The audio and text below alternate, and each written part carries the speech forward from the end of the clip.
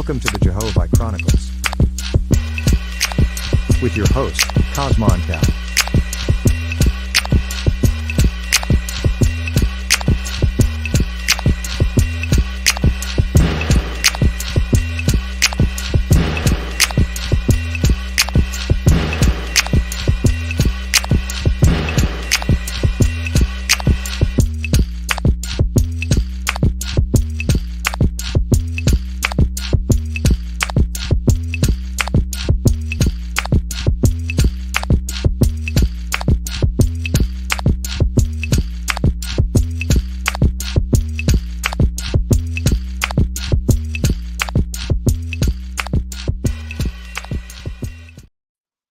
Right back like I left something. It's your hostess with the most is burning like toast. It's Cosmon Cal, man. Hey, your naga, your nerve, fresh off of the curve, jelly jam and preserve, man. Hey, thumb up them videos as you coming in, wipe your feet like you got some home training when you're coming in the house. You dig what I'm talking about?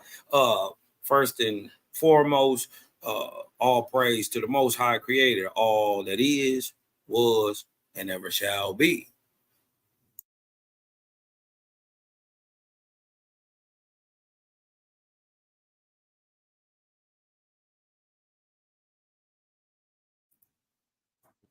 Well, we back with another banger. This is the Jehovih Chronicles, right? Number 160. Dang. We moving, y'all. 160. And as I was saying, first and foremost, praise to the ever-present creator, the all that was, is, and ever shall be, the quickener, the destroyer, the creator. You dig what I'm saying? Love, light, balance out there to the faithists. Those are the created gang. You already know what's up. It's always peace, love, light to y'all. You dig what I'm saying? And peace to the righteous gods and our Nirvanian goddesses. Big shout outs to the Essenes, the Nazarenes, the Israelites, and all true faithists of one great creator. This is number 160. It's called Prayer, the Power, and the Purpose. Right? Prayer, the power, and the purpose. Let's get into this little video. Not gonna hold y'all too long. Cosmon, let's go.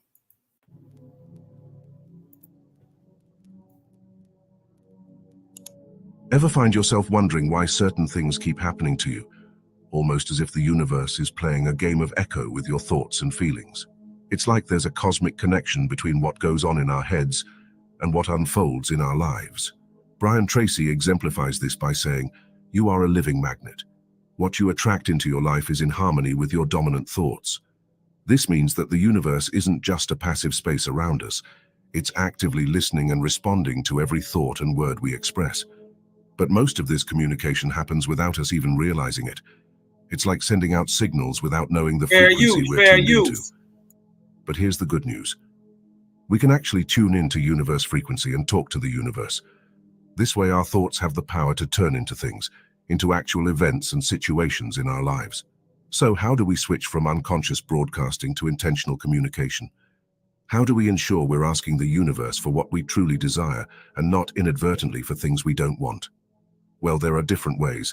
Keep watching until the end, because we're going to show you 5 effective ways to talk to the universe, to ensure we're sending the right signals and creating the life we dream of.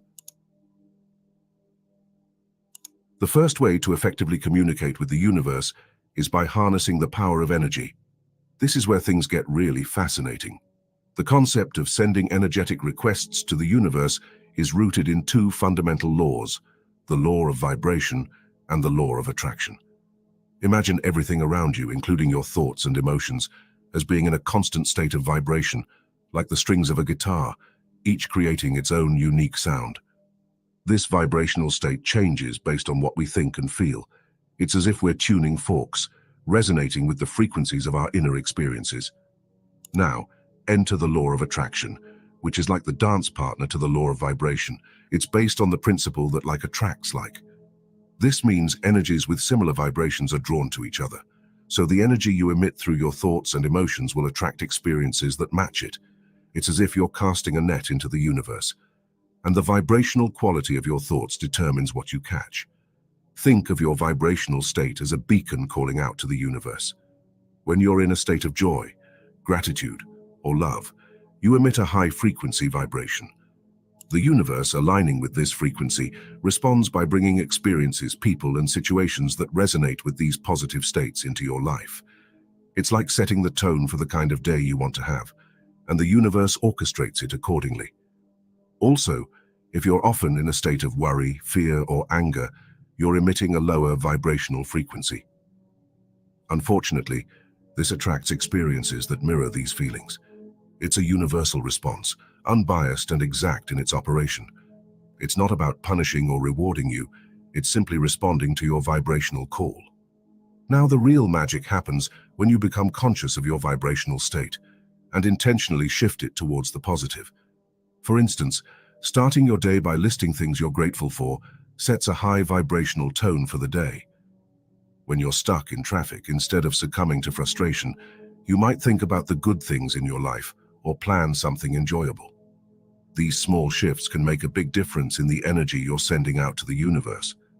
By aligning your vibrational state with the qualities of what you wish to attract, you create a magnetic pull for those experiences.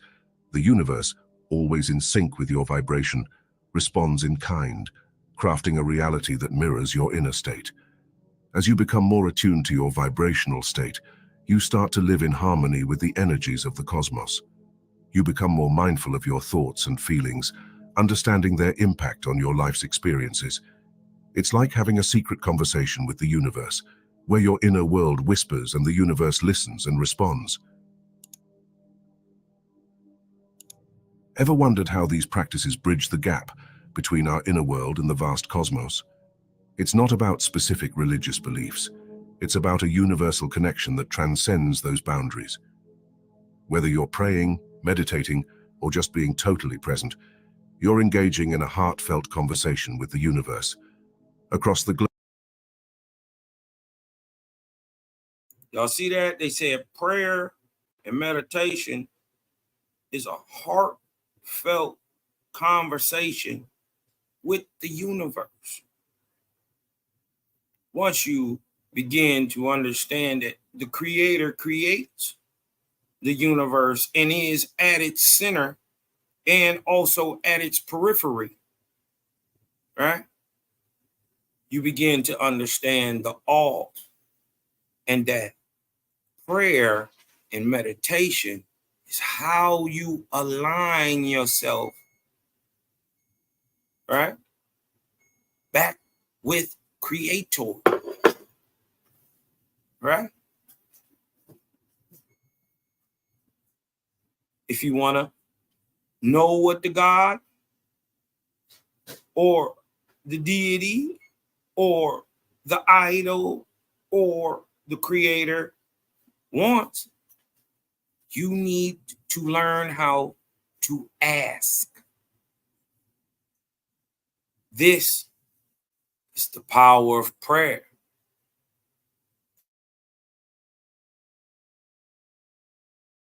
Globe, people communicate with the universe in myriad ways. In some cultures, prayer is a silent conversation held in the heart. In others, it's expressed through song, dance, or even art. All these forms are powerful expressions of our humanity, seeking connection with something larger than ourselves. Prayer is a form of communication accessible to everyone, regardless of faith or belief system. It's our tool to convey thoughts, gratitude, and requests to the universe. Each word or thought directed upwards is a prayer in itself, and these prayers are always heard, though perhaps not always answered in the ways we expect. Why is this so vital? It mirrors our deepest desires and thoughts back to us through experiences and insights. It's like sending out a signal and receiving a response that guides, teaches, and sometimes challenges us to grow. Prayer doesn't need to be elaborate or structured. Even a simple thank you to the universe is a powerful prayer, acknowledging its role in our lives.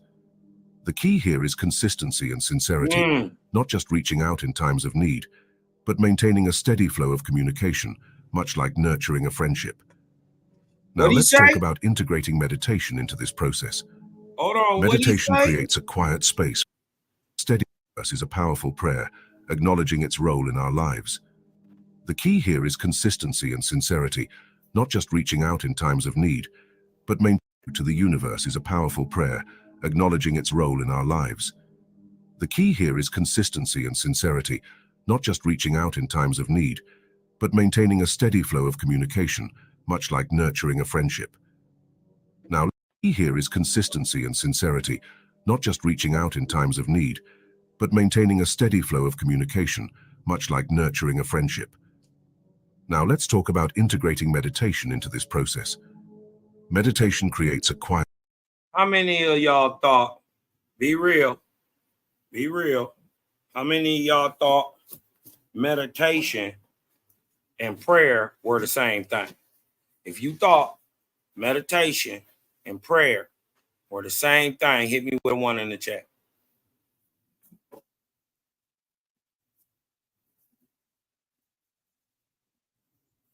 Huh? If y'all thought prayer, just be real. If you thought prayer and meditation were the same thing, hit me with a one in the chat.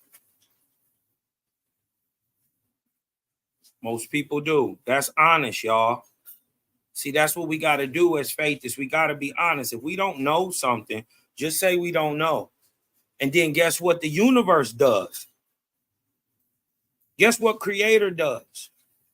It aligns itself to your thoughts. You got to remember, there's great duality in all things. There's some left to every right. There's an up to every down. So the opposite of prayer is meditation.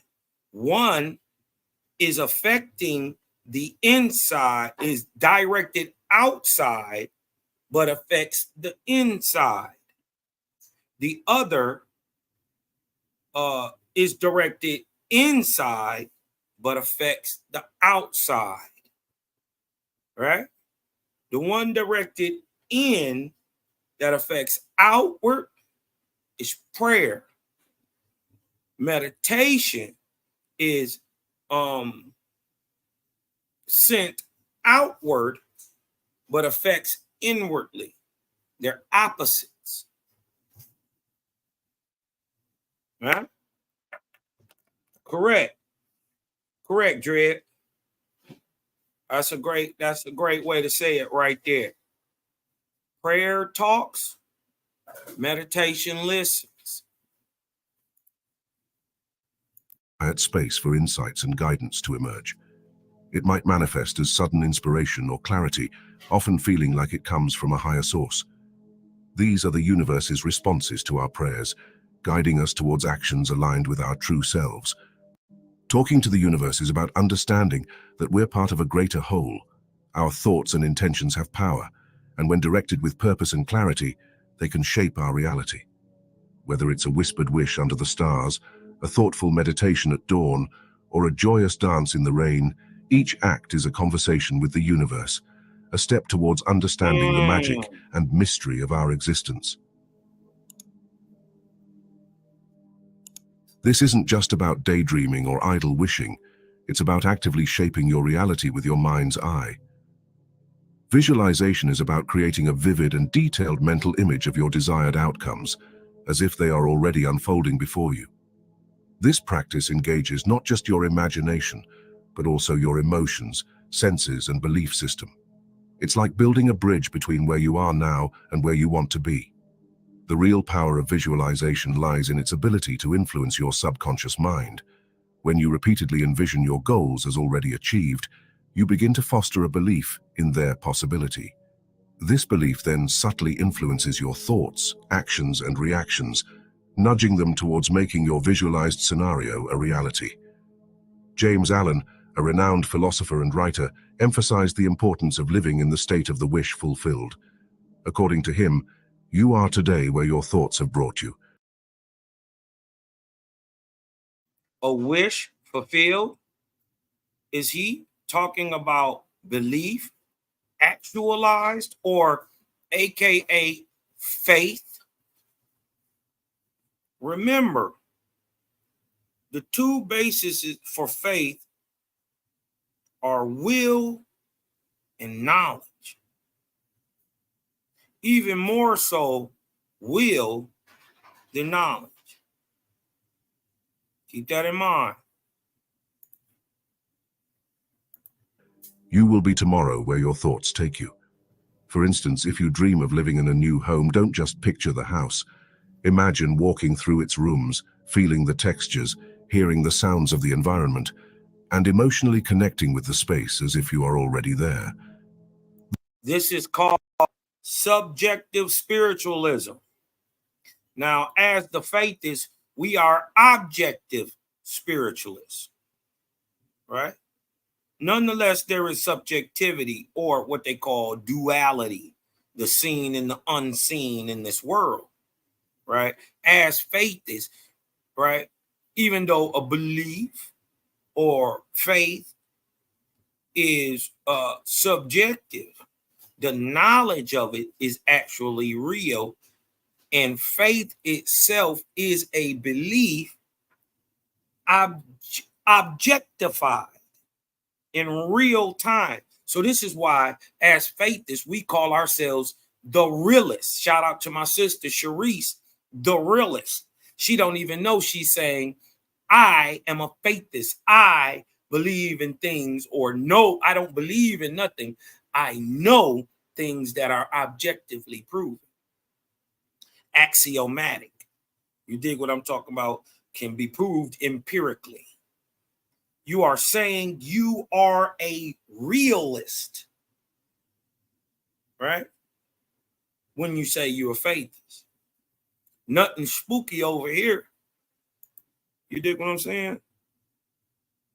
This level of detail in visualization is crucial because it triggers emotional and physiological responses similar to those you would experience if the event were actually happening. These responses send powerful signals to the universe, aligning your energy with your... Also, in this subjective state, this is actually a great picture here. In this subjective state of visualization, right? Visualization is the seed of subjective spirit travel, right?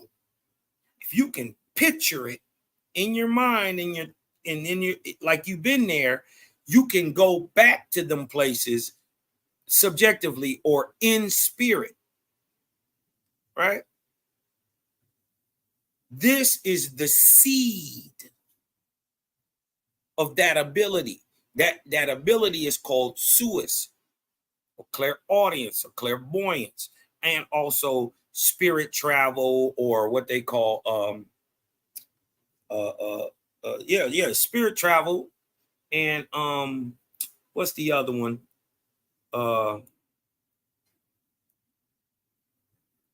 Remote viewing, right? Visualization is the seed of spirit travel, right? You got to know it, see it in your mind, picture it, and put yourself there. You can literally, your spirit can leave the body and go there. Just like, for instance, an unseen wave or vibratory pattern leaves your phone, right? And allows you to connect with a person all the way in China instantly, right?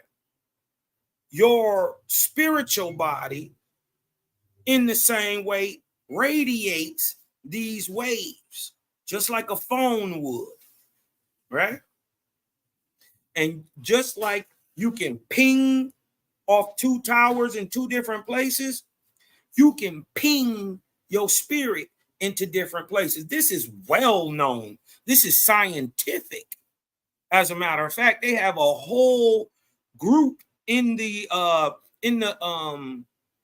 Army, in the Marines, also, and Black Ops that have remote viewing teams. They get down, go to other planets, go all into caves, into the earth, places they can't even get to. They go spiritually and see with their spiritual eyes, not their physical eyes, right? But the beginning, right? The seed of that starts within you, right? And it starts with visualization. This is dope. Let's keep rolling, y'all. Your aspirations. The more real the experience feels, the more profound the impact on your mindset, and the stronger the signal you send out to the universe. By practicing visualization regularly, you can create a clear and compelling blueprint of your desires in your mind. This mental blueprint then acts as a magnet, attracting the opportunities, resources, and connections needed to realize your goals. It's a journey from the internal world of thought and imagination to the external world of actualization and reality. It is a powerful conversation with the universe. It's about sending clear, specific, and emotionally charged messages about what you truly desire. So why not take some time each day to visualize your dreams? Picture them in great detail, feel the emotions associated with them, and watch as the universe begins to weave them into the tapestry of your life. Wow. Let's embrace the power of visualization and see where it takes us. Affirmations are transformational tools. They reshape our subconscious mind, realign our vibrational frequency with our desires, and communicate our intentions to the universe. By affirming our goals and staying committed to them, we open ourselves to the universe's support and abundance. The Creator teaches this. And y'all know it as that you've been doing since your childhood. How many of y'all have got up or went before you went to bed at night, right? Before you went to bed at night, you prayed a prayer. As I lay me down to sleep, I pray the Lord my soul to keep. If I die before I wake, I pray the Lord my soul to take. That is an affirmation, right? A confirmation to the Creator and yourself that you are aligning yourself with Him. And we do it again in the morning. Once we get out, while we're in the shower, while we're getting dressed.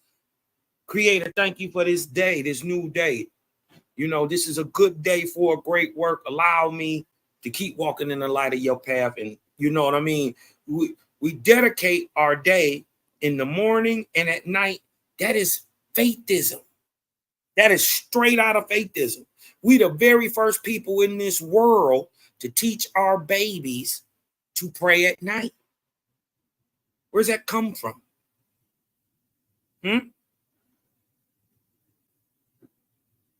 Let's be real. Most of us have never even thought of the idea. Where did praying at night come from? You know, they just offer that up to religion, and I guess to come from the gods or whatever. And no, it doesn't. This is a thing as old as man, period. Creators say we got about 14 million years of history on this planet, right? So how old is this practice, this affirmation? Paving the way for our aspirations to manifest into reality. The subconscious mind, a silent yet influential director of our thoughts and behaviors, starts to absorb these new patterns of thinking. By affirming our goals and core beliefs regularly, we begin to rewire our subconscious.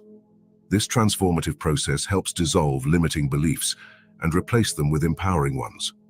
For example, an affirmation like "I am capable and strong," "I overcome challenges with ease" can shift one's self-perception from doubt to confidence. This shift isn't just internal, it echoes throughout the universe. The universe responds to our vibrational frequency, significantly influenced by our thoughts and beliefs. When our affirmations harmonize with our desires, the universe aligns circumstances, opportunities, and encounters to mirror our new belief system. Now, the crazy part is, if you remember in the beginning of the video, they were talking about this life energy, this chi energy, this prana, with the understanding that we have today, we now understand that that energy that they're calling chi or life force or prana is actually vortexia. I just wanted to keep that in mind. So when they're talking about these frequencies, right? When they're talking about working with this energetic force, understand that it is the spiraling, spinning force of your body. It is the thing that makes your blood spiral through your veins and your arteries. It is the thing that allows the wind to spiral. Literally, breathe in and exit vortexially. Nothing moves if not vortexially. Try to ride a bike or move in a car or walk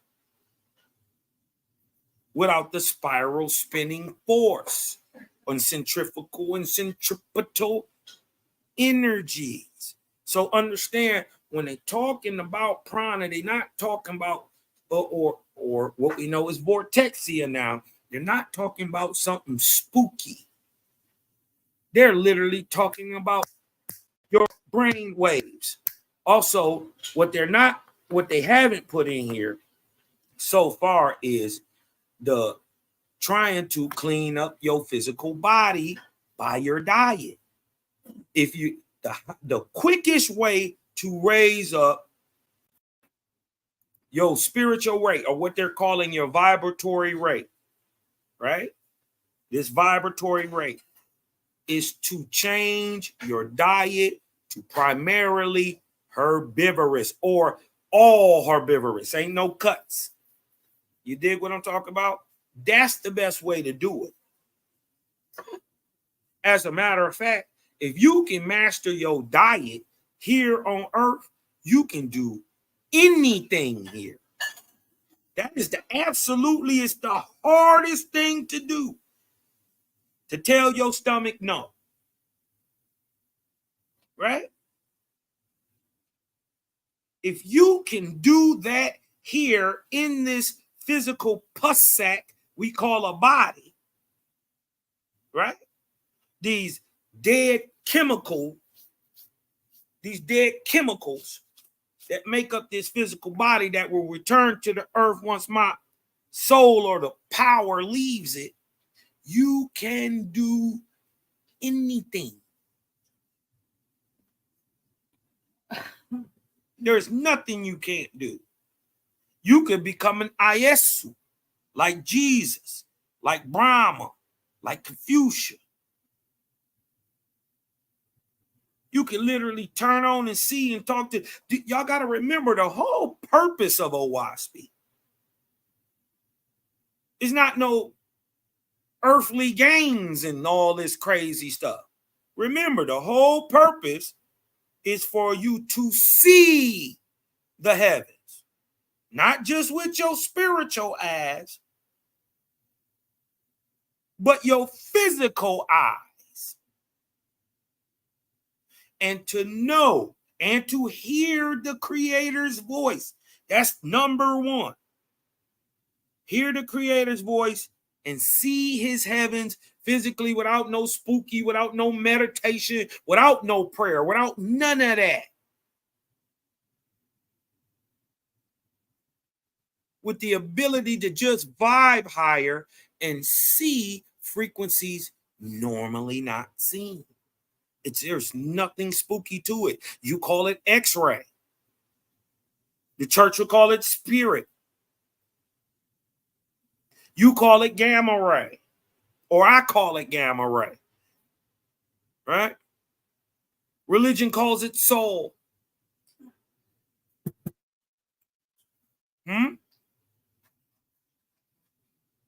Remember, you ain't got to look outside of you for God. You also don't have to look outside of you for Shaitan. Let's get back to the power and purpose of prayer. It's like tuning into a frequency that broadcasts our readiness and willingness to embrace the changes and opportunities needed to realize our aspirations. The universe notices our commitment. Repeating affirmations sends a clear, consistent signal of our dedication to our goals. This commitment acts as a catalyst, drawing the supportive energies of the universe toward us. It's like declaring to the cosmos, "I'm ready and open to the changes and opportunities that will help me achieve my goals." Think of a letter to the universe as a special note to your higher power, a sacred conversation on paper. This isn't your typical letter. It's a canvas for your aspirations, fears, gratitude, and dreams. Like speaking things into existence, writing things into existence harnesses a similar power, but adds a tangible element to your thoughts and wishes. When you sit down to write your letter, let your imagination take the lead. This is your chance to be as creative and expressive as you like. Describe what you want to manifest in vivid detail. Talk about your dreams as if they're already unfolding. Express gratitude for the blessings you have and those yet to come, and This is articulate any faithism. fears or doubts, Listen, releasing them to the knowing your universe. father is going to Allow the already voice do of what your he got to intuition to do. guide your writing. This is an intimate moment between. This is faithism, y'all. Let me run it back 20 seconds. This is faithism. Knowing the process and what's going to happen before you actually can see it happen. And thanking what they're calling the universe or the creator. What would it matter? We know, we understand. You did what I'm saying? But we going to bring them to a higher understanding that the universe is just part of creation.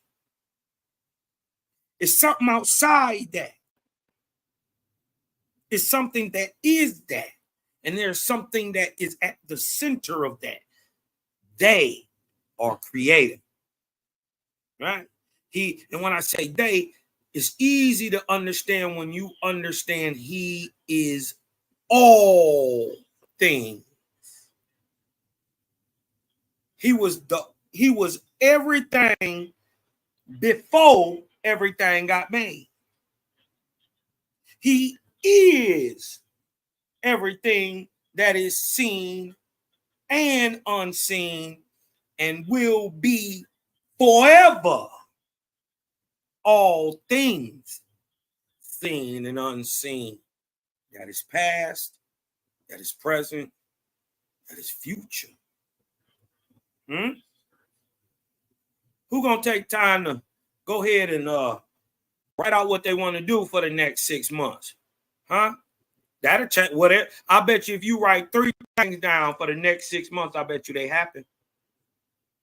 And then go out and thank the creator or what they call the universe in this before it even happened, because you already got faith and you know this system works. Why wouldn't you thank them before it? You already know it's about to happen. And then the crazy part is the most steps that you take towards actually bringing that understanding or realization of goals that you wrote in these letters down, right, is the faster they'll happen. You take one step, see what Jaja do. See what he do. You ain't dealing with no punk. He made the sun. He made an innumerable amount of sun. Our sun is a step down. It's not even a big one. It's not even a big boy. Huh? There are things in this galaxy, if you can imagine, it's already there. Think about it. Just anything. Is there fish horses?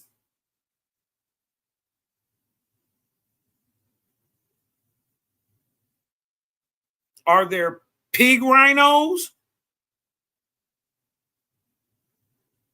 Anybody know what a pig rhino is? What if I told you, what if I said a hippopotamus was a pig rhino? What if I told you that Jaja already created a horse fish? A fishy horse.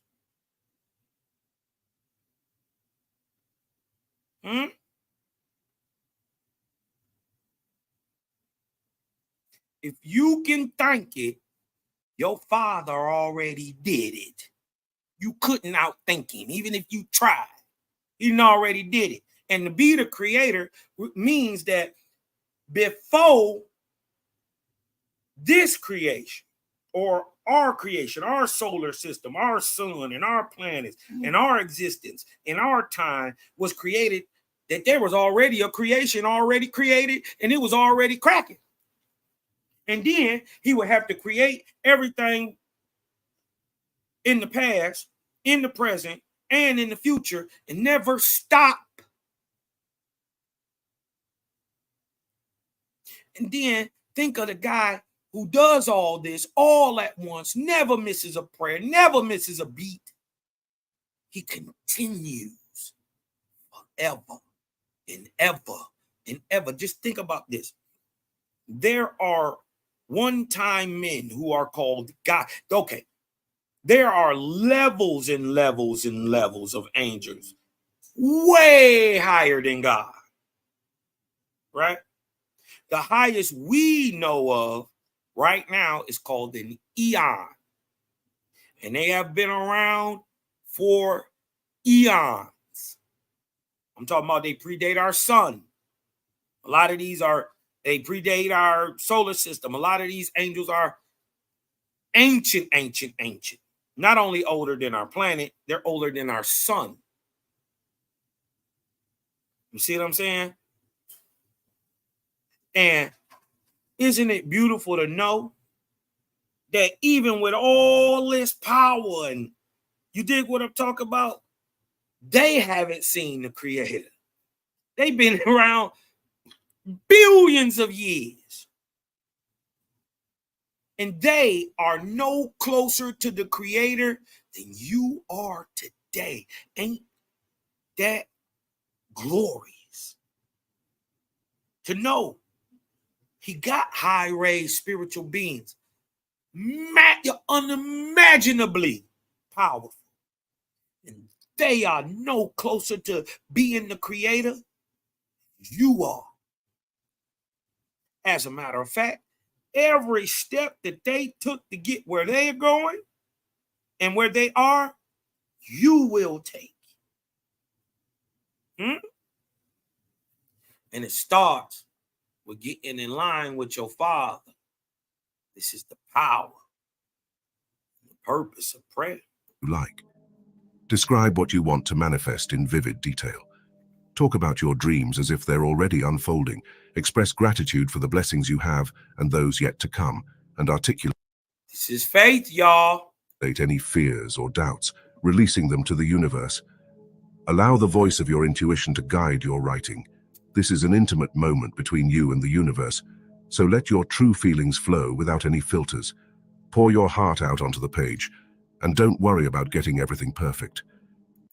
You see that? Don't worry about getting everything perfect. So don't matter if you call it God. Don't matter if you call it he. Don't matter if you call it she. Don't matter if you call it goddess. Don't matter if you call it idol or Buddha or Brahma. Or, it don't matter. Are you real in your soul? And when you asking this question, wouldn't matter if you cried out, God, God. You know we don't praise a God over here. We teach we is God. Huh? But do you think that the creator will hold it to me if I cried out to him in truthfulness?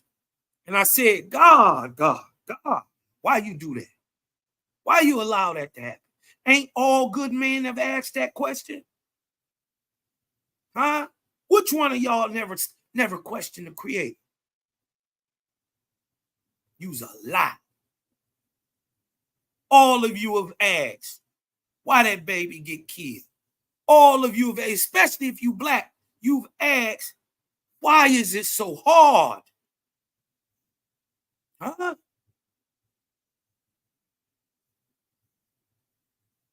We've all cried out. This thing get heavy sometimes. You know?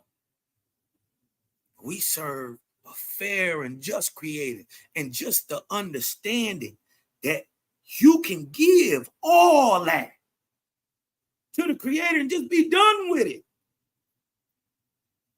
I can't take it no more, Jaja. Take this and let it go. And guess what? It's gone. Huh? The real can't never be fake.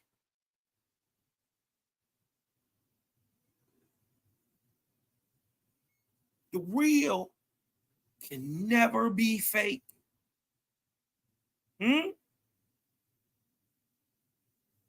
Creator said, I appear to be two things, the seen and the unseen, but I am objectively one.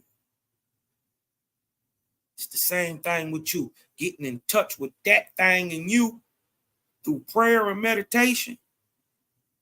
That's the power.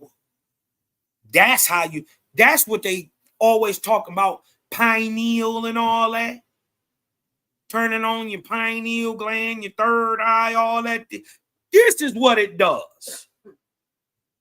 This is how you turn it on. But they ain't told you the secret. The secret is vegetables. Clean your body out and the rest just cut on. It's like having cable, right? Imagine you had cable, Wi-Fi all these years, right? You had a Wi-Fi. You've been trying to get Wi-Fi. You've been having to steal it from your neighbors and all that. Imagine finding out that your whole life you already had Wi-Fi in the house.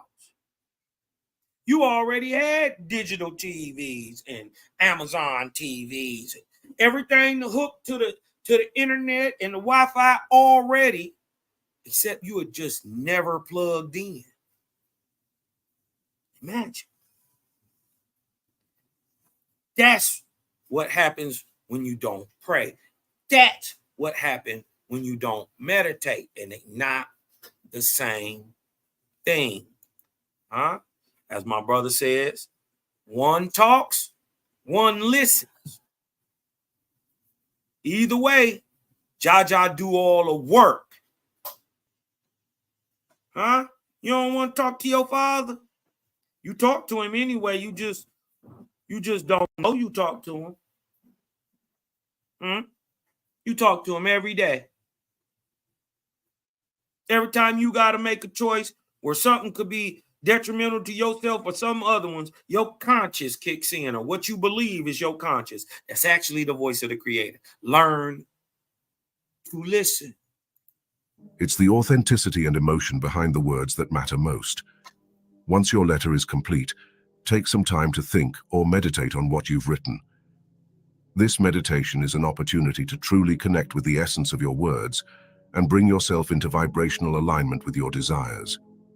As you reflect on your letter, visualize the universe receiving your message and beginning to weave it into reality. Writing a letter to the universe is a powerful tool for manifestation. It helps clarify your thoughts and desires, making them more concrete and realizable. The act of writing engages your mind, body, and spirit, creating a strong energetic signal to the universe. Now, there are different ways you can send your letter. Some people like to keep it in a special place like a journal or a box. Others prefer to release it by burning it safely, symbolizing the release of their intentions into the universe. Choose a method that feels right to you. And that brings us to the end of today's video.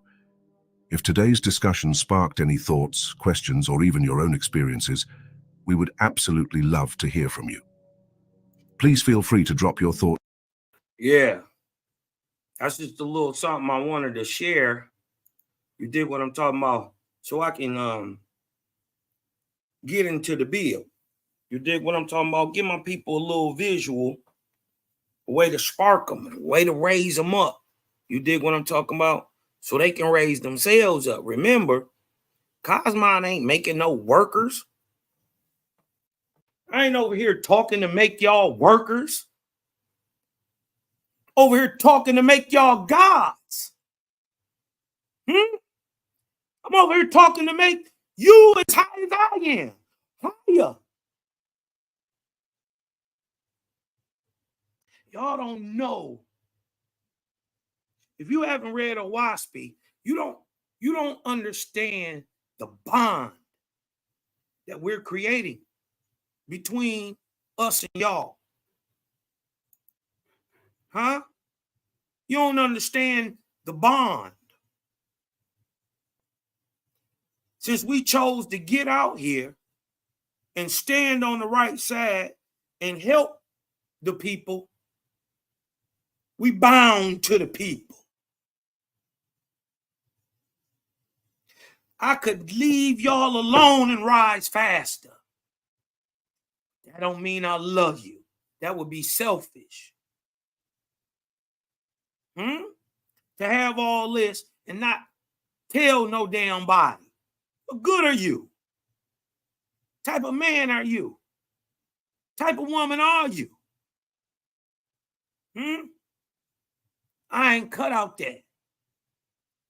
Y'all don't understand the four horsemen take on a personal bond that may slow our ascension up because of y'all. This is why I gotta go hard. I understand they ain't gonna like Cosmon. Everywhere I go, I rattle and shake the Druja. They jump out of people. I don't even know. It's people from a whole other. I was on my brother channel the other night, just to get this out real quick. I was on my brother, shout out to OTK channel the other night. A brother I'd never seen before, I didn't know who he was, came in faking the funk, and we was chopping it up on some heavy good game. Y'all know I kick it on the Aboriginal tip with my brothers. You dig what I'm saying? And I don't even bring the O out. I know they spooky. You dig what I'm talking about? My people were some of the most spooked out niggas. And the crazy part is you the most spiritual people in the world, but you the most spooked out. It ain't your fault. Religion did it to you. The gods did it to you. False gods, not the true gods. You don't know you true God. Huh? Creators say all must approach the Godhead. Huh?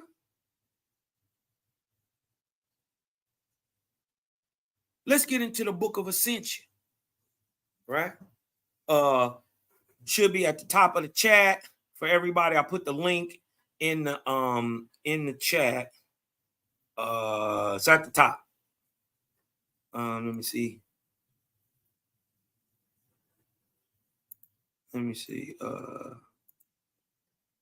Start at the top of the chat, y'all. If y'all want to get this Book of Ascension, written by Faithers, the Essenes of Cosmon. Shout out the real Essenes. Shout out the Nazarenes, right? Shout out the real Israelites. Huh? Shout out the real Israelites. Huh? The real followers of Abram and Moshe. Yeshua. Huh?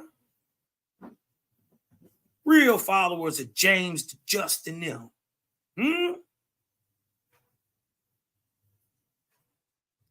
Shout out to the people who put the spirit over the flesh. That is an Essene. Y'all don't know. Most Essenes don't know. Moses gave you this name. Get to know WASPy. Check it out. Now, this is written in 1938. Right? This is called the Book of Ascension. All right. Since we in the prayer, I want to drop down to chapter 2. All right. Want to get down here. Yeah, here we go. Right. Second chapter. Now, called chapter the second chapter, the harvest. Right. But we gonna get into and tie and show the understanding of prayer, right? And how it works in this system and order that is permeated from the heavens down to the earth. Y'all ever heard the saying, as above, so below?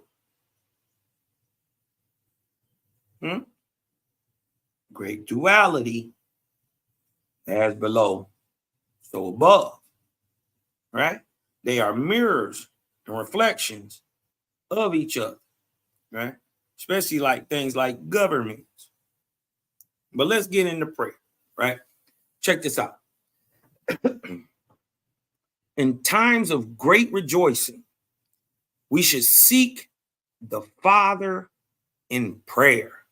It is not sufficient to confine our supplications or prayers to times of perplexity or when it's hard. How many of y'all can say that throughout your life, you did what I'm talking about? You ask for a prayer selfishly. Lord, help me do this. Creator, would you help me with this and do that for me and take care of this? How many of y'all can actually say they have prayed a selfish prayer?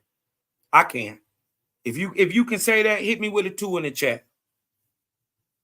If you prayed a selfish prayer before, hit me with a 2 in the chat. I'm already admitting I done did it. Right?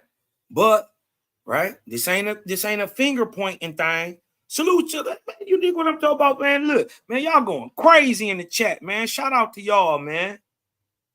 Shout out to y'all, man. Share this out. How y'all my fucking homies? I don't got goddamn shares and likes in the goddamn. Listen, don't make Cosmon bug out. Man, y'all share the live, man. That's all I want. Thumb the video up, share it on your platforms. I don't want nothing else from nobody. You hear me? I just want y'all to get this. Because when you figure out it actually worked the other way, wait. Talk about changing your surroundings. Talk about affecting your environment. Wait. How many of us we really wasn't praying. We wasn't praying till it got hard. Right? That's me. I can admit. I did that for most of my life. I thought that's what prayer was. Nick wouldn't get tough. Call on Jaja, it is what it is. I didn't know it didn't work like that. Listen, look what it say. Right? And stop me when y'all hear something evil. When y'all hear some blood sacrificing, some killing, some shooting. When you hear somebody offering up a baby, accepting a human sacrifice, killing any man, going to war. When you hear any of that, right? Smite Amalek utterly. You dig what I'm talking about? Take the babies and bash their heads on the 42 children killed by she-bears. Do y'all know in the text alone, 64,000 infants are killed in the Bible alone by God? Nobody else. This is crazy. 64,000. And you trust me, if that's what they know, what you don't know is triple that. For what greater need have we then? Hold on, let me blow this up a little bit. Let me highlight here. For what greater need have we then that no matter what grade we may have attained, there are still greater heights unto which we have to climb, right? Now they are not only talking about in spiritual life, they talking about the stuff that they knowledge and grade that they attained also in their physical life. And what they're saying is, man, how glorious it is. Okay, we didn't reach the second resurrection. Oh, now we lords and all that stuff, and Ashars and swift messengers, and you dig what I'm talking about, Lewises, and we all that now, right? He was like, but how dope is it that it's even greater heights than that? We gonna get to God, and then guess what? It's a nirvana. Ooh-wee. Then after the Nirvanians, there's Orions. That's the ranks of angels. Then you got all the way up, you got Otians and Imuts and all type of stuff all the way up till you get to an Eon. You dig what I'm talking about? Like my boy C2, like Big Bruh C2. Pulled up on Forgopity. You dig what I'm talking about? He was like, what that sun hitting like? You dig what I'm saying? He's like, what kind of sun is that? And he's like, yo, this is a little 4.0. He was like, what's the difference between the 4.0 and the 4.6? Told him 30-40 universes, cocksucker beat it. Yeah, I mean, but they saying, look, it don't matter that there are still greater heights unto which we have to climb, remembering also that there are those around us that need our help, even our help through prayer. See? Moreover, are we not aware that there are powers associated with the heights to which we have attained? Huh? If you know that people of the second resurrection are worked with angels from the second resurrection, higher raised angels, people who are in the group, shout to the Creator gang. You dig what I'm talking about? Who are brotherhoods and affiliations, standing by the Creator fearlessly.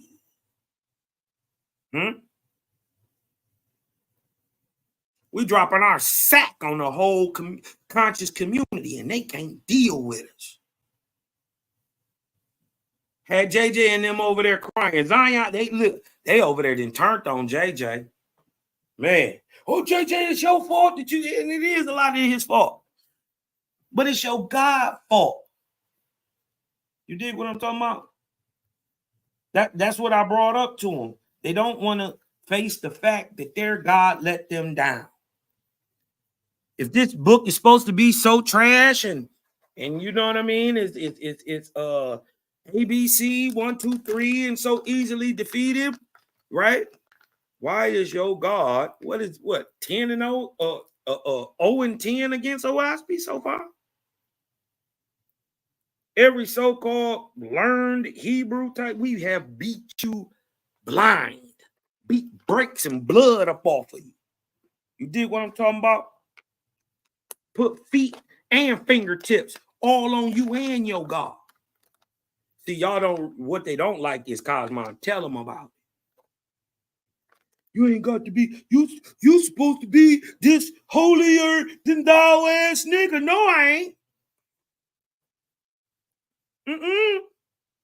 Who told you that? Where it say that in no Wasp? Waspy say this the Cosmon era, nigga. I'll beat you to death and then heal you up.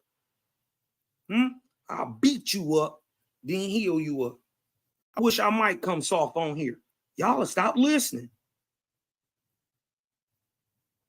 Y'all not gonna listen? Stiff-necked niggas. And how I know you a stiff-necked nigga? Because I'm one. Stop lying. Don't hate. Especially don't hate on yourself, because you can't hate on me. You only gonna hate on yourself. Keep it real with yourself first. Every one of us pushed back against this information when we first heard it. At least I know everybody said, man, ain't no way. Ain't no way. Right? But let's get back into this lesson. Moreover, are we not aware that there are powers associated with the heights into which we have attained, and that these powers can be commanded only by those who have reached this at one ment with them? Now, I wanted to show you all this. I thought this was kind of cool how this was wrote. Right? Watch this. Hold on.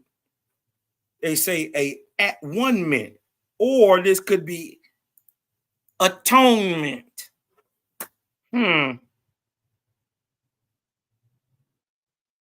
Right? And I had to look at it for a second. I was like, that's atonement, but no, that's a at one ment. I get it. You dig what I'm talking about? I get it. I get what they was doing with that. I thought that was kind of sweet. I'd never seen it put like that. Right?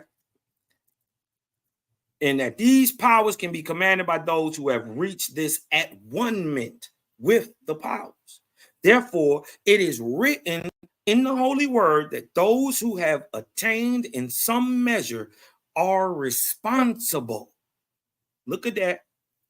With great power, knowledge comes responsibility. They don't teach you that part about power. Huh? They just teach you that it corrupts. Absolutely. Absolute power corrupts. Absolutely. That's all they teach you. Huh? They don't tell you that to be at one with the all is to be power.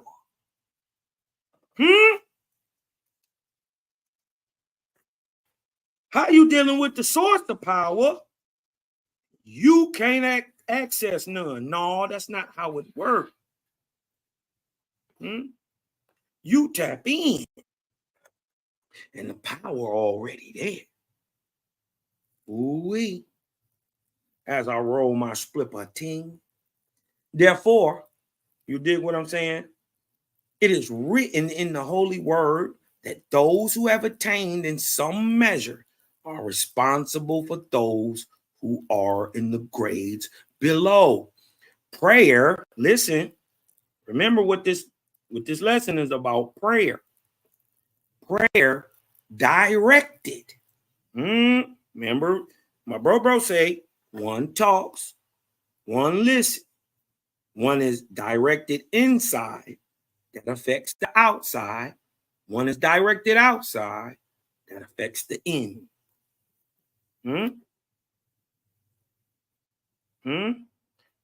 Prayer directed in a particular way will be more effective in the way it is directed than if addressed in a general way. Though the united prayer of those in faith will bring results in proportion to the effort put forth. So don't worry about where shalom at. It's coming. Right? Why? Because create, like Bronze Yo said, create a gang coming.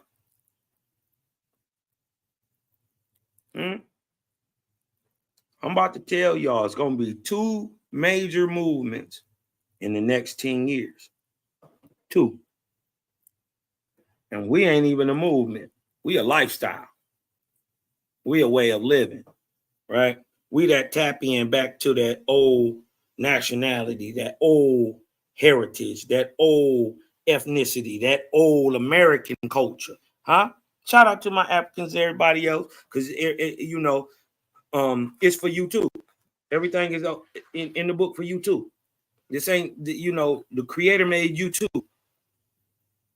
You his sons and daughters too. We not saying we better, right? But we the ones supposed to bring it out. We the ones. All right.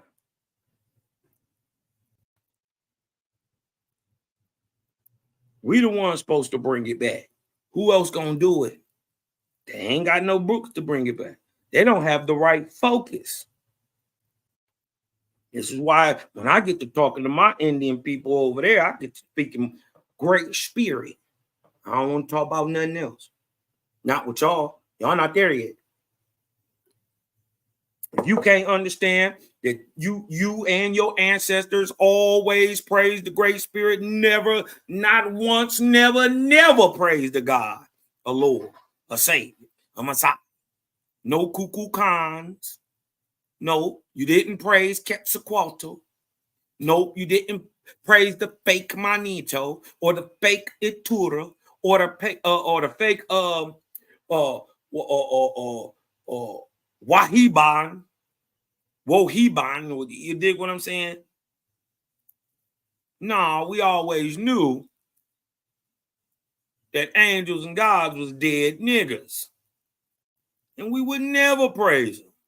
We always knew you could never see the creator. So whatever this is in front of me showing itself, we know that this is our brother and sister.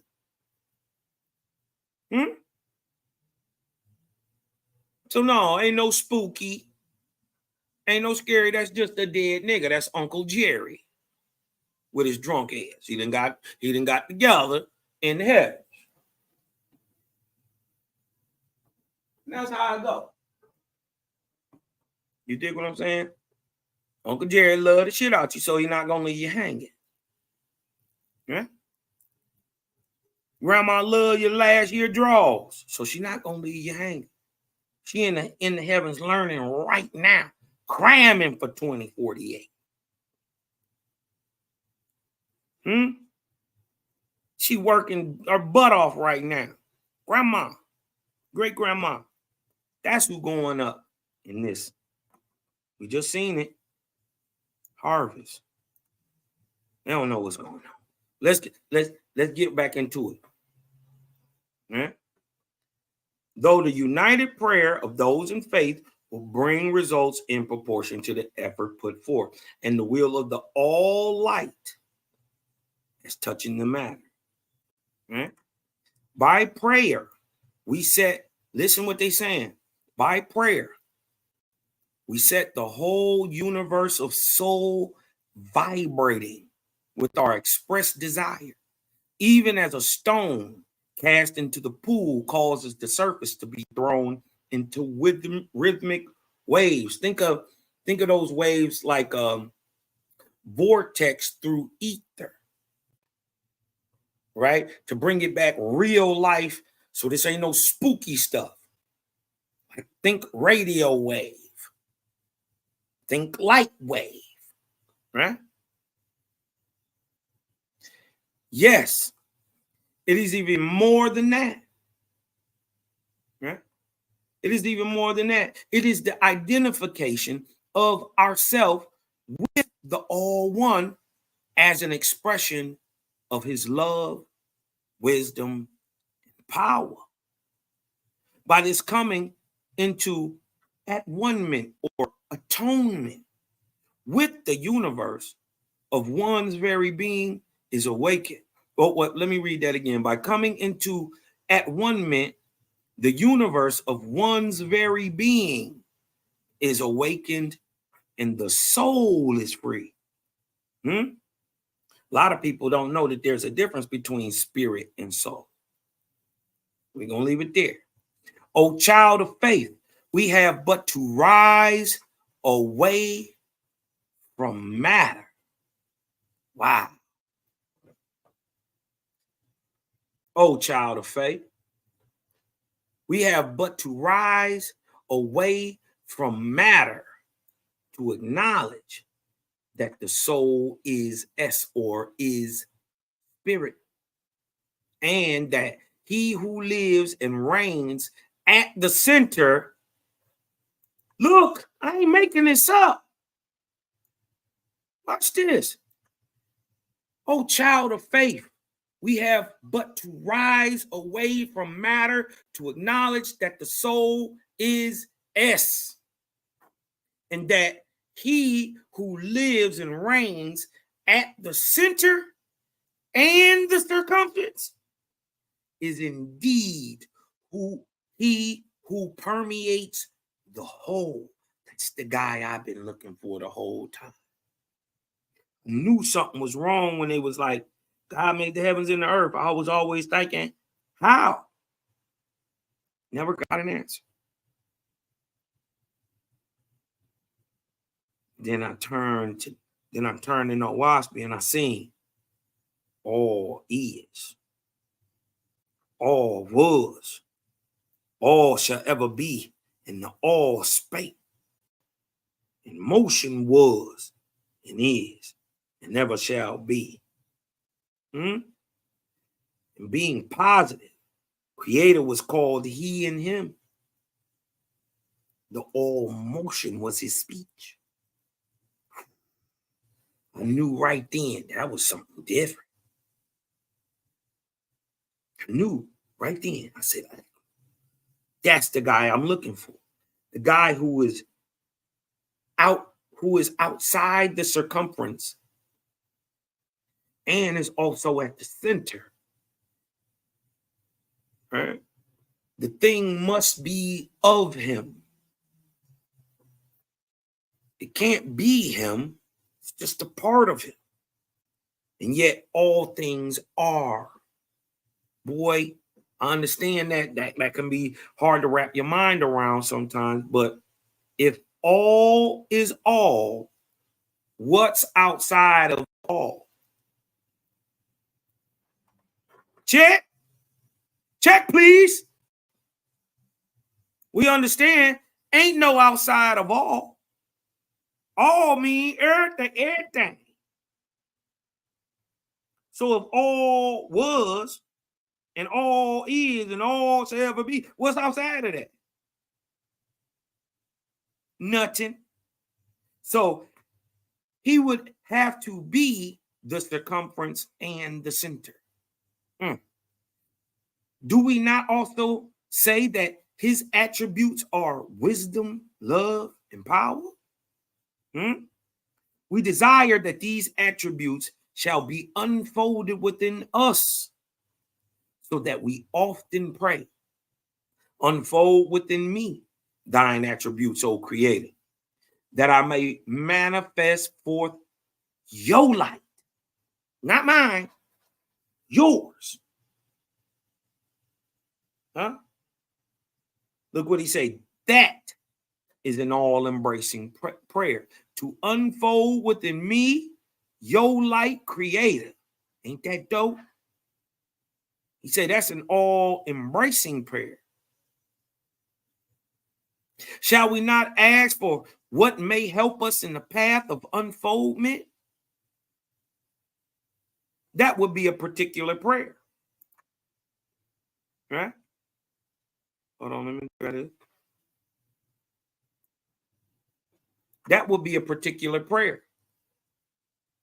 When we identify ourselves with the Father by faith through prayer, we affirm our sonship, our daughtership with him, her, it, creator, the all, the ever-present. So that it shall come to pass, we, me and you, gang, if we gang, hit me with a couple vortexes in the chat, man. You dig what I'm talking about? If we gang for real, man, hit me with a couple vortexes in the chat. Let's get this energy moving. Let's vibe higher. All right? Hit me with a couple vortexes in the chat, y'all. Let's get this thing moving. When we identify ourselves with the Father by faith through prayer, we affirm our sonship, daughtership with him. Right? So that it shall come to pass, we, the gods and Nirvanian goddesses, being quickened in the light, shall receive his love through the ministry of his angels who work to do his will. Prayer. Look at this. Prayer is the lifting up of the heart to the Heavenly Father, expressing its inmost desire. The power in prayer lies in the fact that if we put into some form of expression that which we feel, it becomes creative by the power of thought or by the presence of the Creator. Boy, huh? What you talking about, little girl? What you talking about? The power in prayer lies in the fact that if we put into some form of expression, you can sign it like sign language. You can do all that. But if you put it into some form of expression,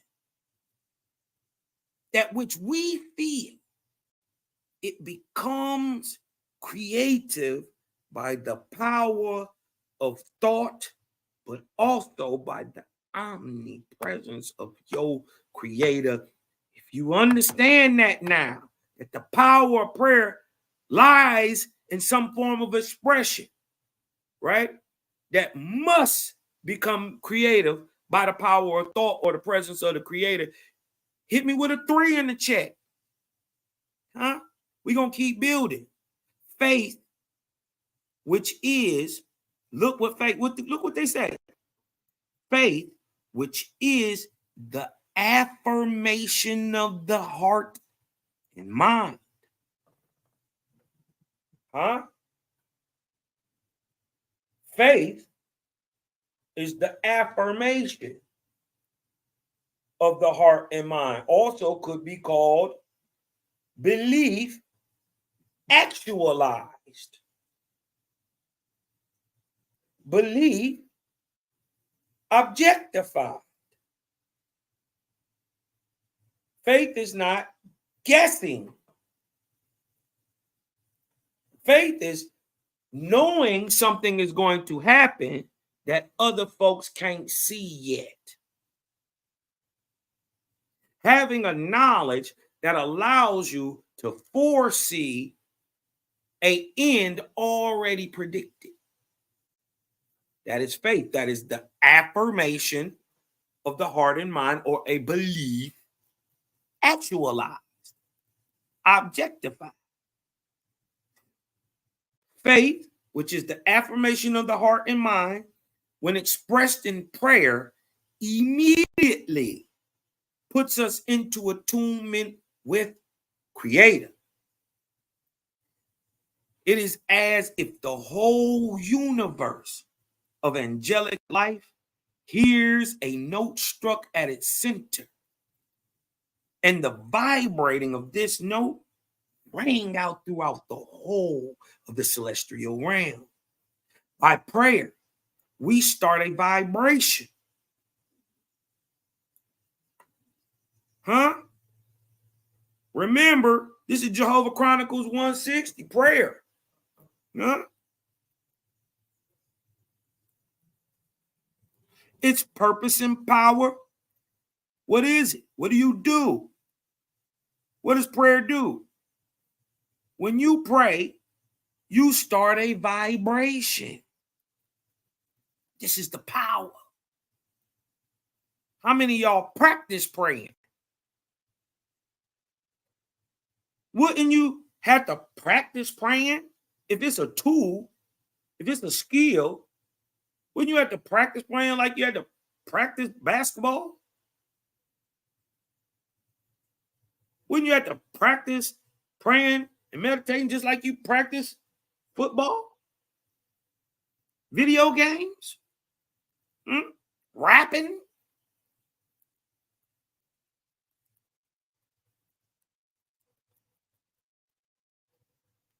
Something to think about. By prayer, we start a vibration. By prayer, we make manifest the light of faith that is within us. Boom. Hold on. Hold on. By prayer. By prayer. By prayer, we make manifest the light of faith that is within us. Thus, it is that prayer, even momentarily, links us with the source of our origin, Yahweh, the Creator, the Great Ormaz.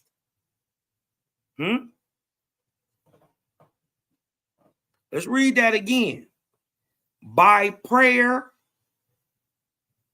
By what? By prayer. We start a vibration.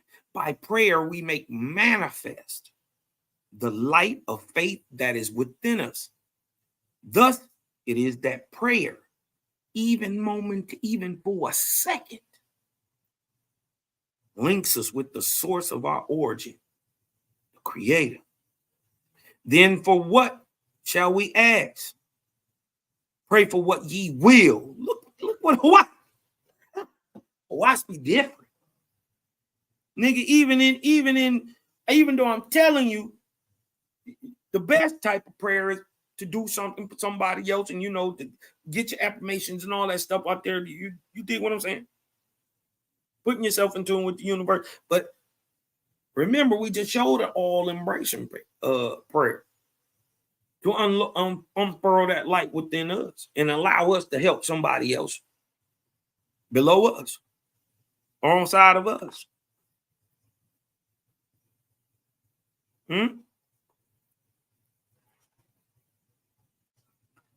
Then, for what shall we ask? Pray for what ye will, but let it be direct, soul-centered, without doubt or fear as to that for which ye as being true and right. Watch be different. I keep telling y'all, they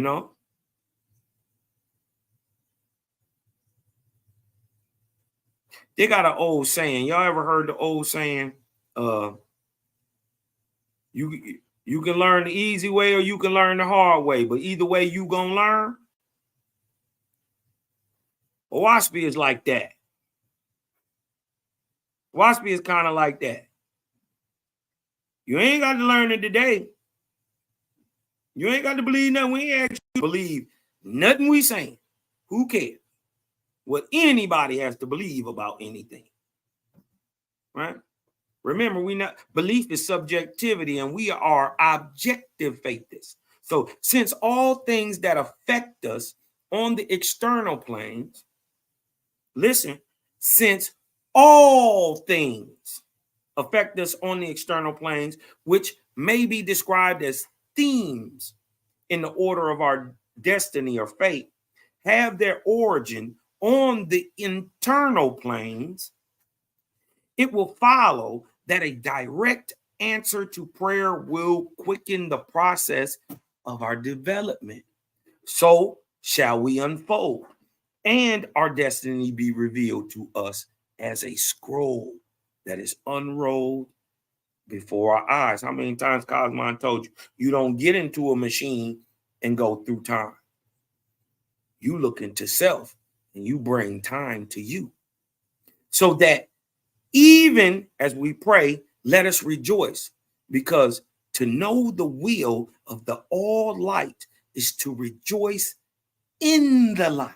Ooh, wait, that's heavy. Y'all hear that? Look what it say. I'm gonna highlight it right here. It say, so that even as we pray, let us rejoice even in our prayers. Why? Because to know the will of the all light, the all one, the Most High, the Creator, the source of all truth and light.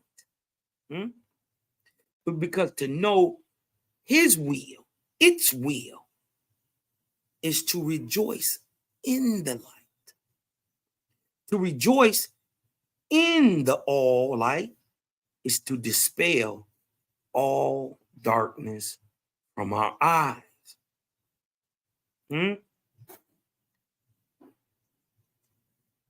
If you see that, to know the will of the Creator is to rejoice in the will of the Creator, or to know the will of all light is to rejoice in the will of all light. Hit me with a 4 in the chat. Cosmon don't make this stuff up. I ain't made up nothing yet. And mind you, give me a minute marker or stop and cut up the video. As soon as you hear something evil, stop it. Oh, Cosmon, we're scary and we're spooky, and our God told us our nuts would be roasting in hell forever, sir. So I choose to fear something I can't see and be scared my whole life.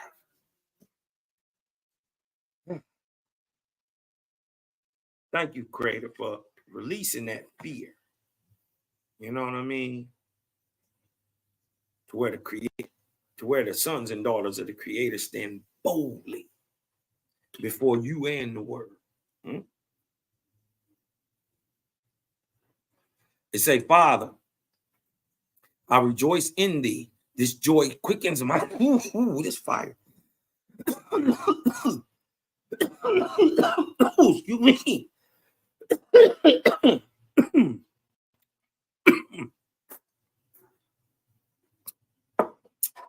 Ooh, what's this?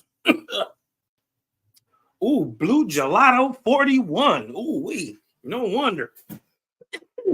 Oh, this fire. Father, I rejoice in thee. This joy quickens my soul. The inner fire of pure emotion, free from passion, the inner fire of pure emotion, free from passion, fear, or misgiving, causes the holy ones to draw near, as we are once companions with them. Their presence becomes an objective reality.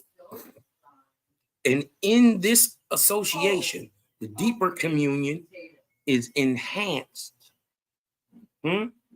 Remember, this is about the power and purpose of prayer. In their presence becomes an objective reality. And in association, deeper communion is enhanced. By their radiant presence, we are inspired to attain unto grades of their particular unfoldment. And this means for us transcendence. Which in its turn means that we cannot be limited by physical or corporeal things, even your body.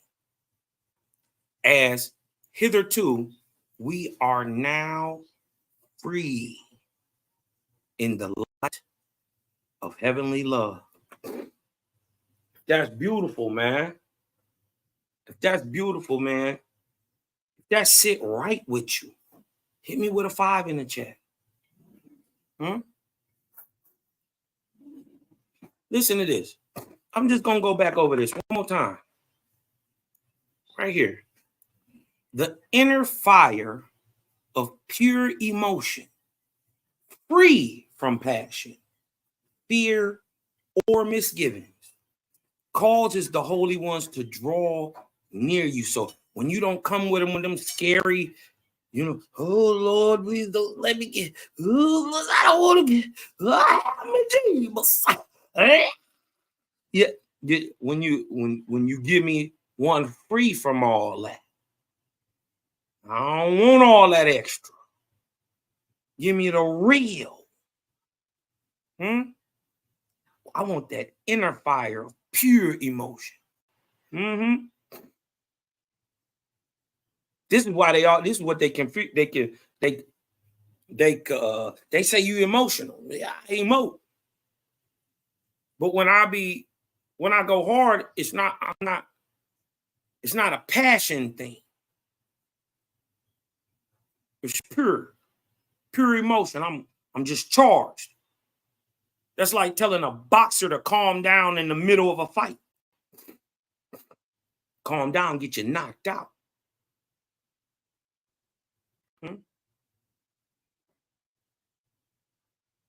That's pure. That's raw. That's real emotion. It's not fear. It's not passion. Nobody wants to be punched. But that you being 100, right? That you keeping it a stack, right? Causes the holy ones, the higher rank angels, our brothers and sisters, great grandma now, you call them ancestors. It causes them to come nearer to you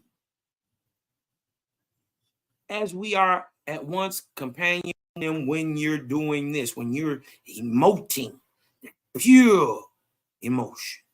Them higher angels, when you're dropping it for Jaja, you did what I'm talking about. Pause. That sounded kind of crazy.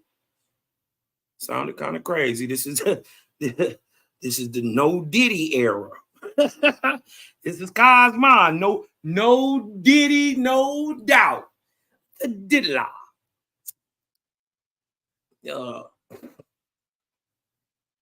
Right? When you doing right, you got high-raised angels ready to assist you and inspire you right next to you. You just can't see them. These are your ancestors. Their presence, right, becomes an objective reality. Remember, spirit is subjective, though. But they talking about because y'all so close, they can become objective to where you can see them in real time. And in this association, this hooking up, this vibing at the level of the holy ones, right? At this meeting place, at this association, the deeper communion is enhanced. By their radiant presence, we are inspired to attain unto the grades of their particular unfoldment. And trust me, their particular unfoldment aligns with yours, or they wouldn't be there.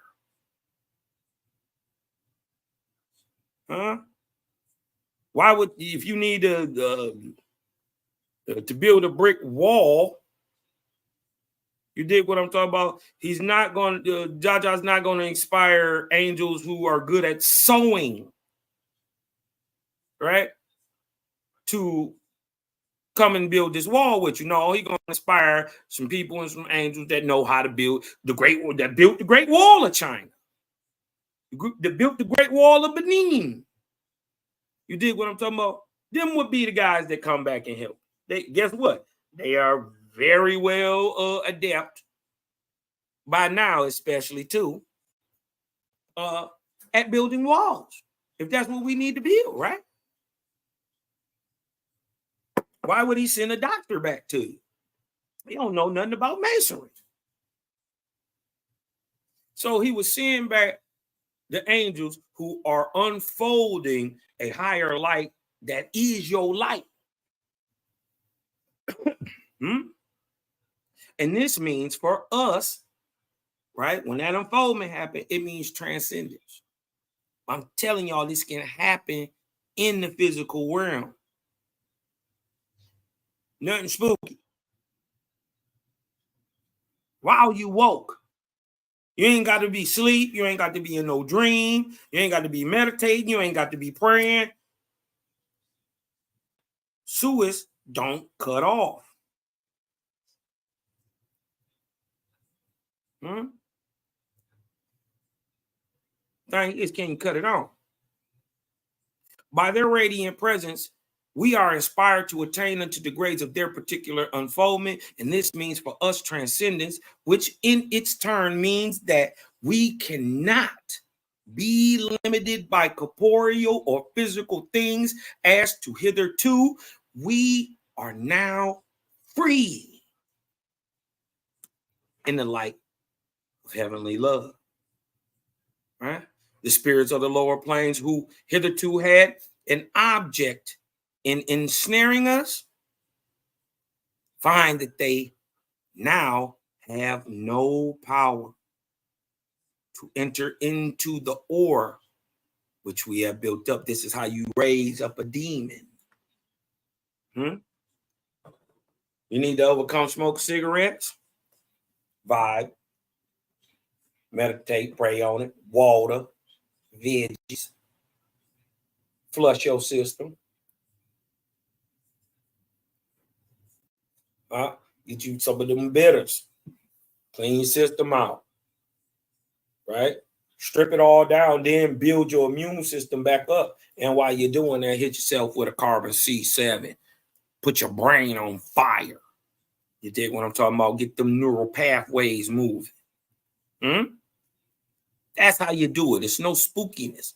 It's time. It's work. It's skill. That's what it is. There ain't no trick to this. You're not about to die and then you go into heaven and poof, now I can just magically move around now. Oh my God. That ain't how it works. Ain't nothing coming in the twinkling of an eye. In this world or the next. Nothing. Not one thing, never. Everything got a process. Even if you can't see it, it's a process making it. The spirits of the lower planes who hitherto had an object in ensnaring us. You had a dope problem. You watched too much porno. Or you was smoking cigarettes. You smacked your girl up. You put your hands on your man. And then faked the domestic violence call and got him locked in jail. Oh, yeah. We talking to you too. Yeah.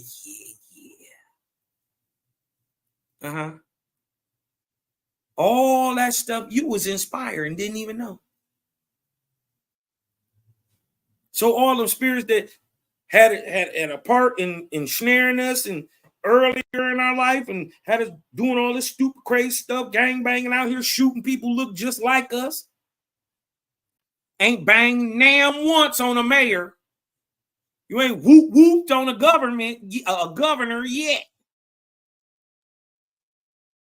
You ain't whipped a chopper out on one of these aldermans.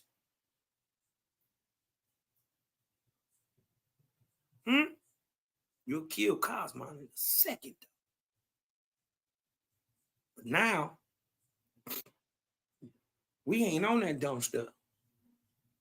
Now, but you don't get rid of that spirit. You turn up the light on him. And he has no power. So he got to roll with what you got to talk about until that vibe and way of being is constitutional for him. And then he gone. Not that. And then at that moment, you stop smoking cigarettes. That thing you was that was trapping you, that get at that moment, you don't cheat on your woman no more. That's a spirit too. Getting drunk is a spirit. Smoking tweeds is smoking tweeds is a spirit. But there are beneficial parts to marijuana. and abuse of anything. You dig what I'm talking about? Can be too much, but as y'all know, these herbs are part of my herbivorous diet. I don't get sick. My body don't hurt. I can go out here play basketball, do push-ups, crunches. You dig what I'm talking about? A lot of y'all got gout, high blood pressure at 46. You about to die. You don't feel great, right? You couldn't get out here and beat one of these little boys up to death. You'd be tired within a minute.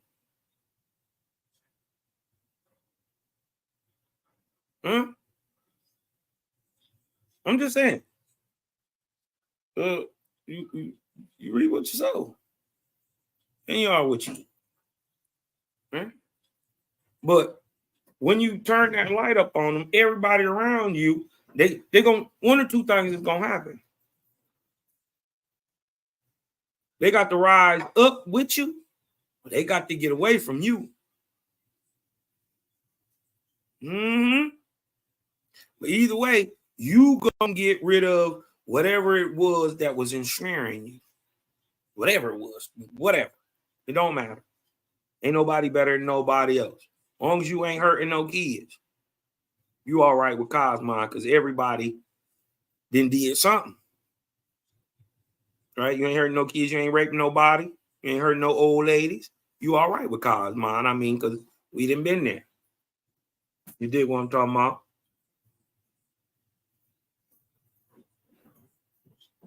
But this is how you raise a Druja up that's around you. This is how you stop smoking. Vibe higher. We are free in the light. Right? And you dig what I'm talking about? It's about, you dig what I'm talking about? They're gonna be, because I know what they're gonna say. Oh, look at you. You first of all, nigga, I grow my own.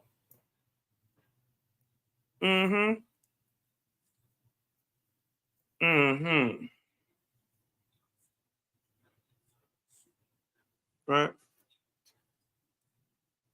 I have helped more people with medicinal marijuana than you can count. People who don't got gout no more, who, you did what I'm talking about, that what's that thing cuz got with her stomach? Hey, what's that disease? Crohn's. All that. Listen. We just try to help. Right? And it is what it is. The thing is, their vice is worse than this. It's all about you. What you can handle. What's good for you is good for you. What's not good for you is not. You choose that, though. And when you feel like it's time to give it up, guess what? Guess what you do? You give it up.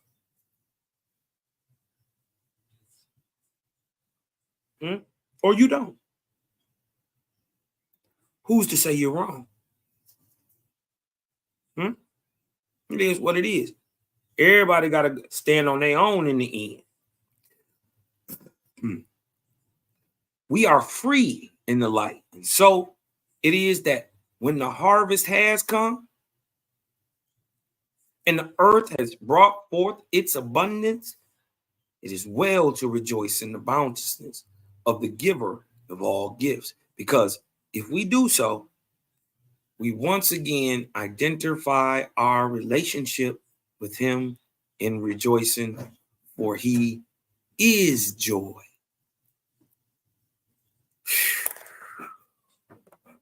It's crazy. I'm gonna ask a quick question for some faith is bonus points. Faith is bonus points, right? These are faith is bonus points. You know what? They've been having me on these crazy work schedules.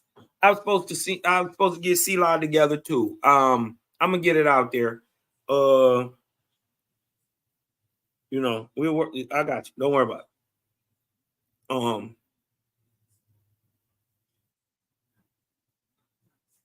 What was I asking? Oh yeah. Oh, this is what I was gonna ask.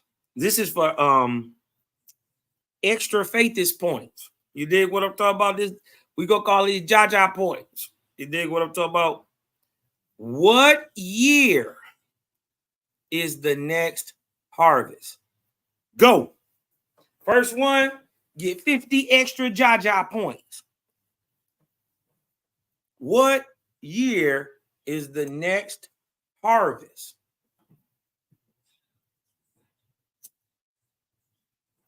Come on, y'all. What year is the next harvest? Uh-oh. Let me see what they talk about. See some things coming in. See some faithers tapping some things in here. Let me see what they say. Nazarene has seen faithers. You show? 2048? Prince Judavon? You show? 2048? You show? You show. Sister Tabitha, you show. Huh? Iman, you know you the best Iman in the world. My OGs have always been better than your OGs. Anyway, is this what you want to rock with? You show, Iman. You show you going with 2048? Y'all show? Basil? Yafa? Huh? Prince say we got 24 more years.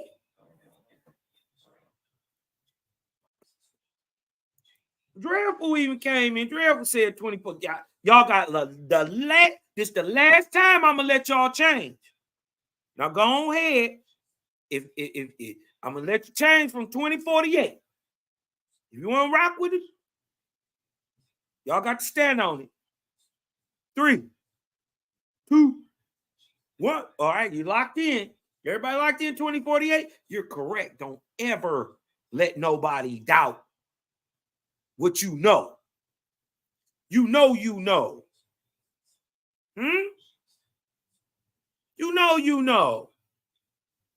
That is the 200-year mark of the Cosmine era. Once you understand the 7.5 semi-dans in an arc cycle, right? You'll understand what are called times and half times.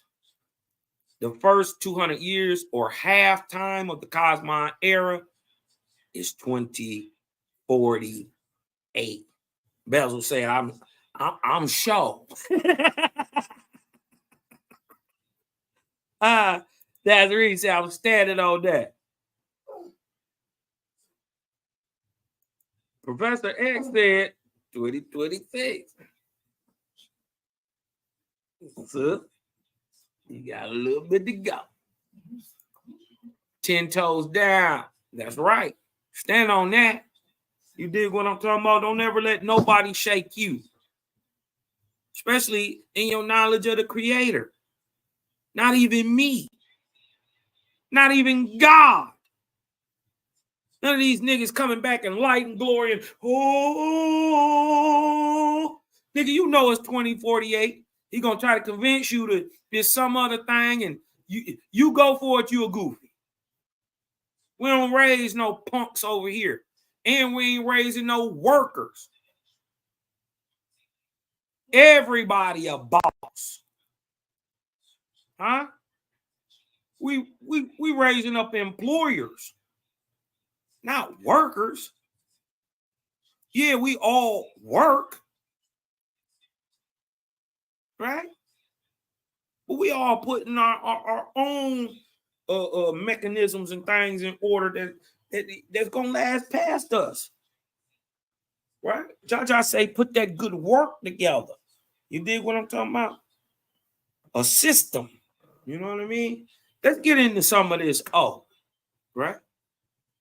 Let's get into some of this. Oh, right? It's the book of inspiration, right? 3:21. It's Jehovah Chronicles 160, y'all. 160.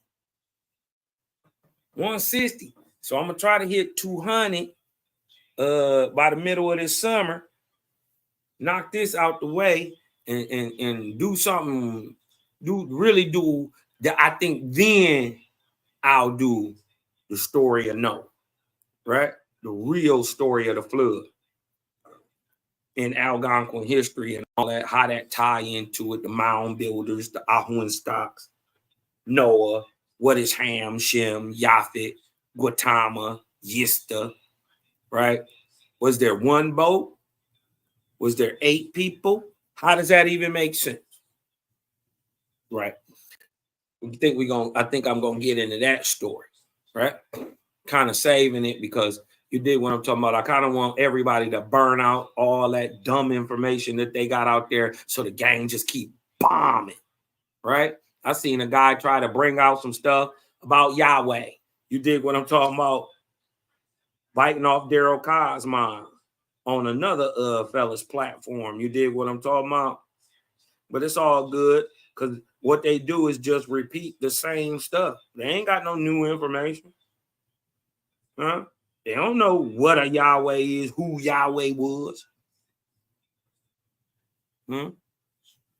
Who, or should I say, who the Yahwehs were.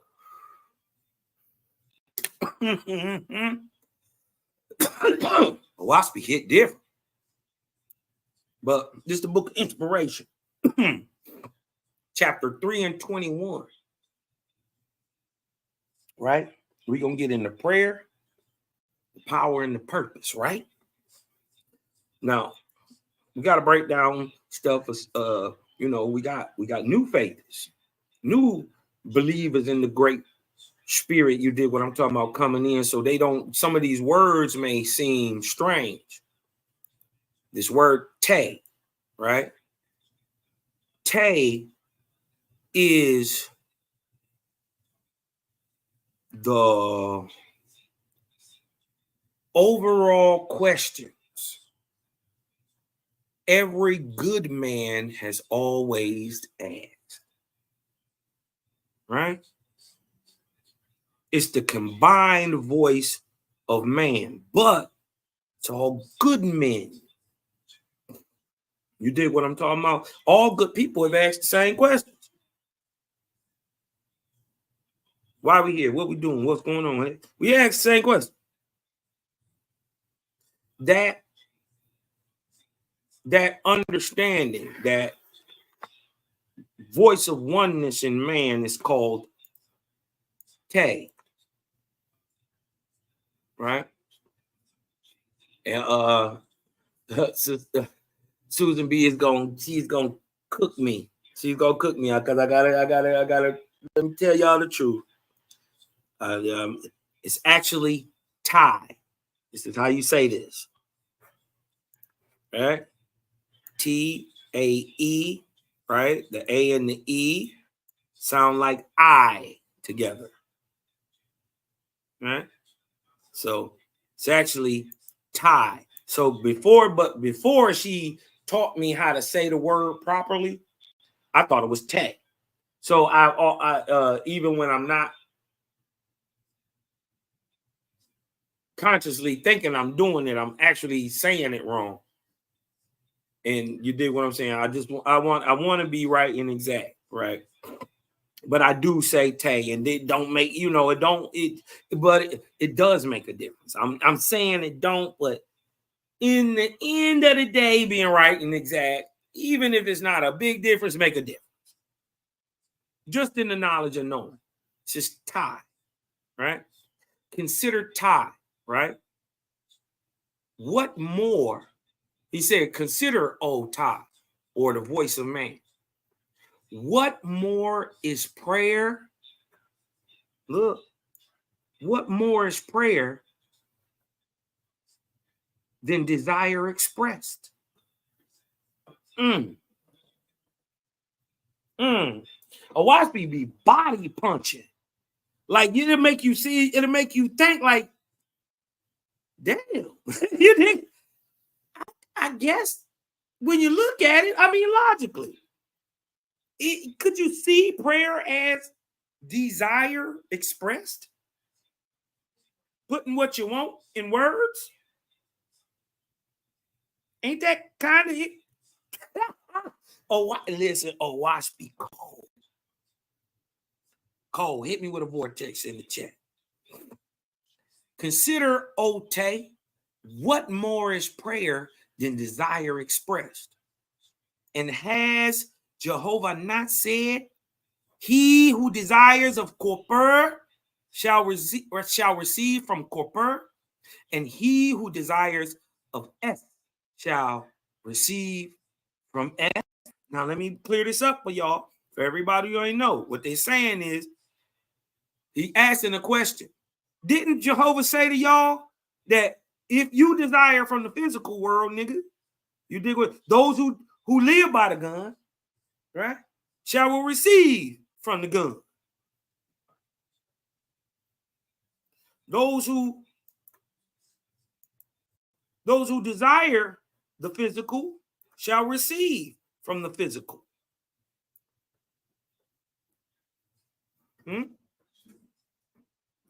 S. This means spirit, but even more towards the spiritual oneness of all things, like a world, like the spirit world, but spirit. You dig what I'm saying? This is what S stands for, right? So if you desire the gun, shall receive from the gun. Huh? You desire from the world, you shall receive from the world. And he who desires of the spirit, S, shall receive from the spirit, the S. That's almost sound like reaping and sowing too, don't it? Right? For which reason? Then unless you let your soul, hold on, for which reason then, unless you set your soul upon something, you shall not soon attain it. And unless you express the desires of your soul through prayer, they remain elusive. Why? Remember this. What's the lesson? What's the lesson? Prayer. Huh? What's the lesson? Prayer. The power and the purpose. Why? The purpose is because prayer sharpens vague things into crystallization. They told you that vibe set a thing off in the universe, like throwing a rock into a still lake. Those ripples expand all the way to the edge of the lake.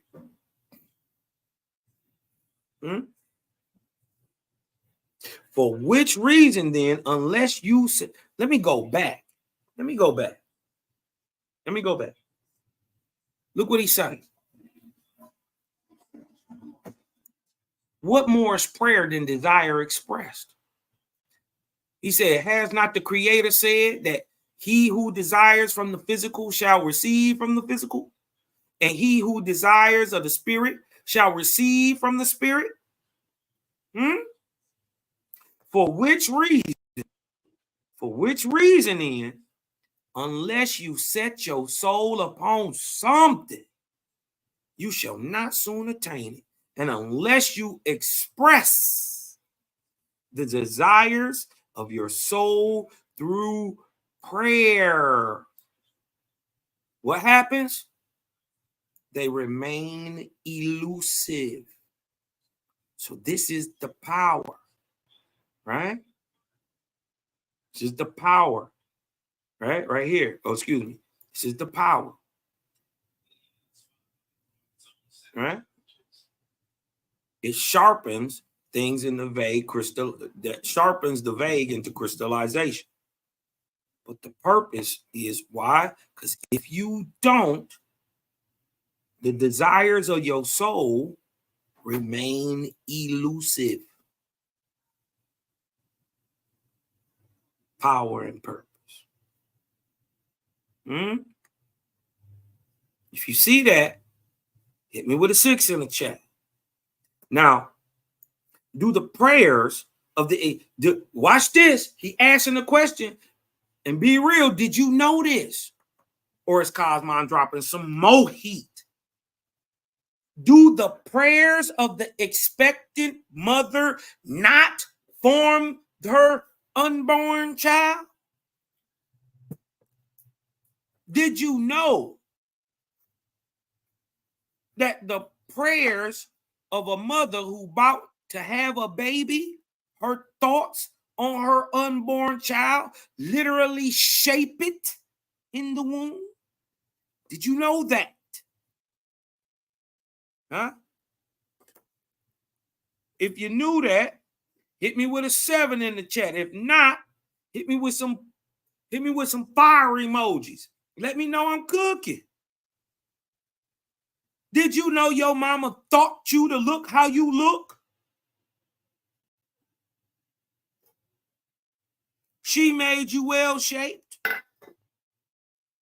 After that, everything was upon you.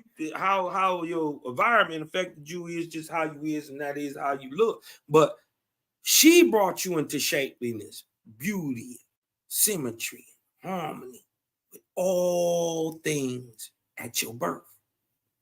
Huh?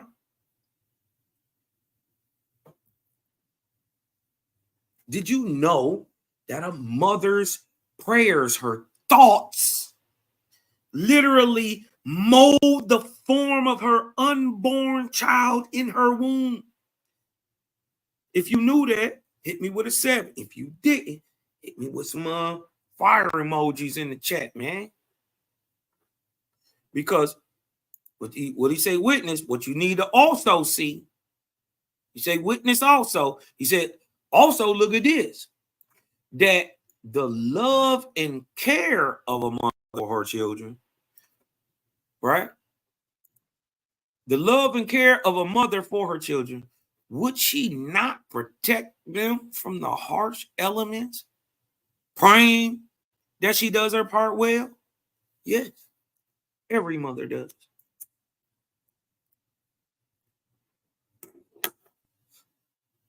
Does she not pray for her children's well-being? They're asking a question. Huh? It's just power.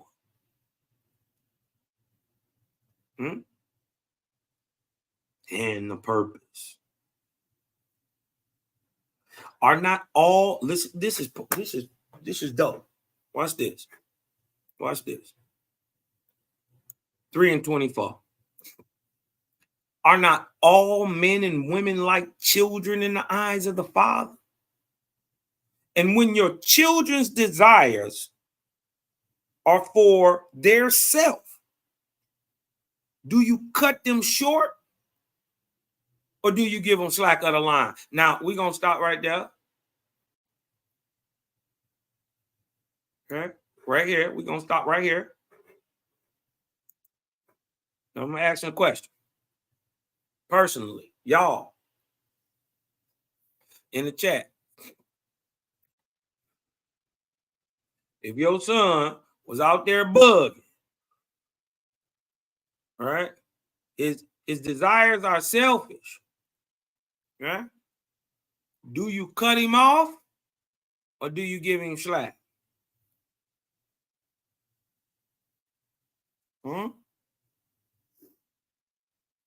Which one of y'all will cut your son off because he thugging? You give him slack or do you cut him? You cut him short. Which one you do? If you cut him short, put cut. If you give him slack, put slack. If your son out there thugging, your baby out there, you know, she thugging. She doing what she do. Selfish. All that stuff, right? Would you cut them short? It's your child now. Would you cut them short or would you give them some slack?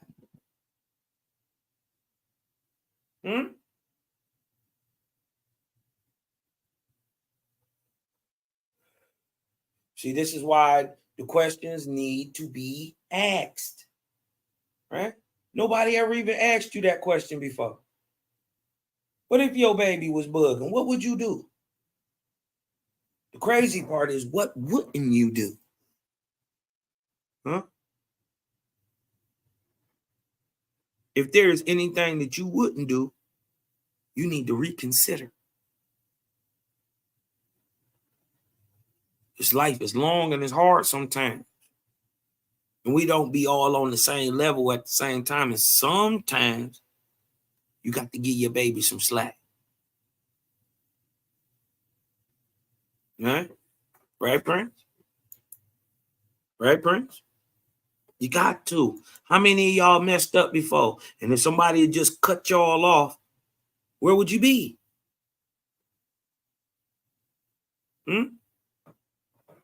I'm pretty sure many of us can honestly say we wouldn't be alive.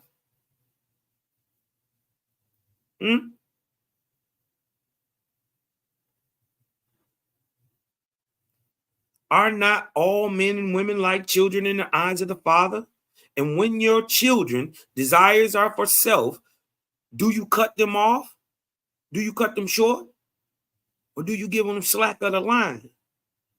Consider then, oh man, how few are constitutionally able to rise rapidly to the Godhead. But let's remember, come on, Cosmon, you can't, what is you talking about? The Godhead.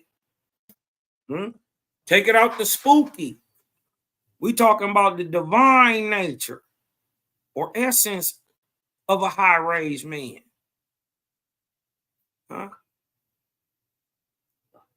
That divine nature in man. Let's get back here. Right? And let's read it with that word in there. You see that? Hold on. Let's go back. Let's go back. I don't think everybody got to see that. Godhead. Right? You see that? Godhead. Noun. Right? Synonyms of Godhead. The divine nature or essence. Now, you see part 2 down here, but this one don't fit. The nature of God, especially as existing in 3 persons. Right? We're not talking about that. We talking about the divine nature or essence. Hold on.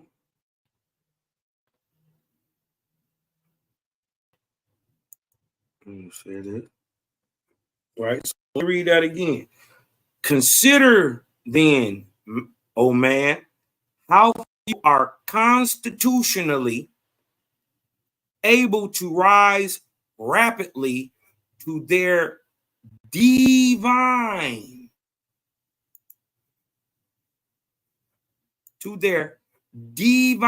nature or essence. Consider then, oh man, how few are constitutionally able to rise rapidly to the Godhead or to their divine nature. Cosmon ain't making this up. What about constitutionality? Because people gonna say, what the hell that mean?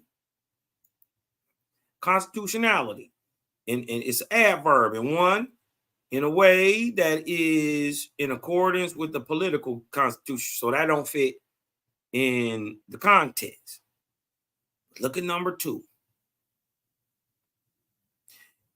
constitutionally in a way that relates to someone's nature. What nature? Or physical condition. What nature? The divine nature, right? Found within man, right?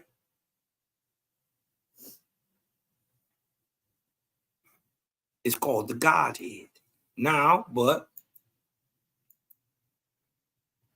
right? But we also, this fits well with the WASP understanding that man is God, right? Every God was a one-time living, breathing man. Every one of them, don't matter who you call on. Every one of them was a man and ain't supposed to be praised. And true God never, ever, ever asked you for prayer. Not once.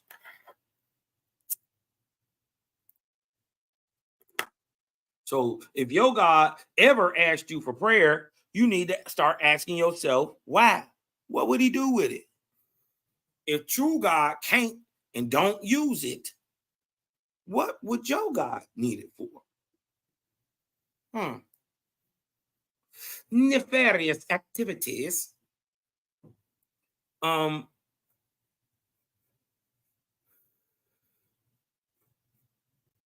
me see. Yeah.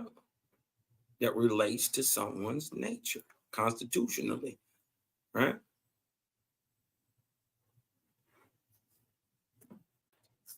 Meaning from your core, from your inside, from your nature, from your divine nature. You dig what I'm saying? Hold on. Get back to this. Consider then how many people from the jump or have the ability to rise rapidly to the Godhead. It's very few. But also this prayer, these meditations, right? And getting in one with the Creator, right?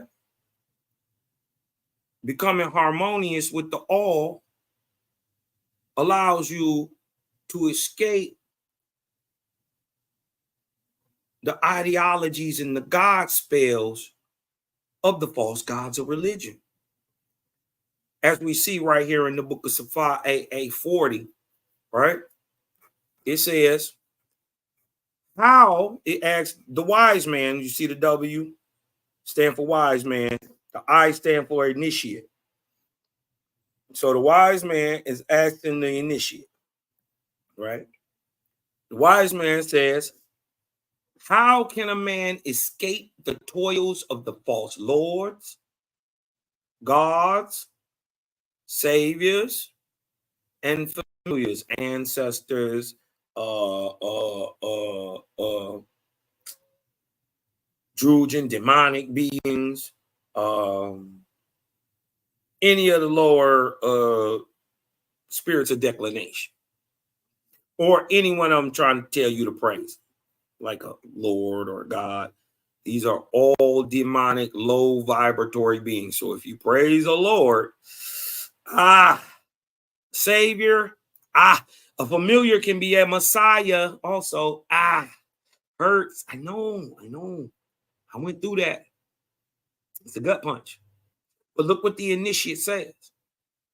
The wise man knew what he was asking. He said, how can a man escape the toils of the false lords, gods, saviors, and familiars? The initiate says, he shall covenant with the Creator every day of his life and serve him. How you serve him? Stop me when you hear something evil. First of all, you didn't covenant to the Creator, and how you serve him, right? This is how you serve the Creator over here. You don't know about no killing no babies, going to war, taking no land. Somebody got to die for me. I need some blood. Yeah, you got to dip my head in some water. You dig what I'm talking about? Birds got to fly over me. A donkey talk to me. You dig what I'm talking about? I don't need a dead white boy coming back quoting Aeschylus and Pindar and the greatest of Greek playwrights telling me I'm Paul and don't even think about what I'm eating. Just eat the chitlins, boy. No, nigga. You crazy? I can't believe that at one time I thought that was logical to turn off your brain. Arise, Peter, slay and eat. No.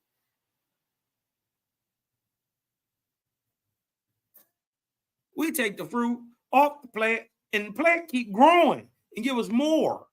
We don't kill nothing. We cut the little tip off the lettuce. Guess what? Another one grow back.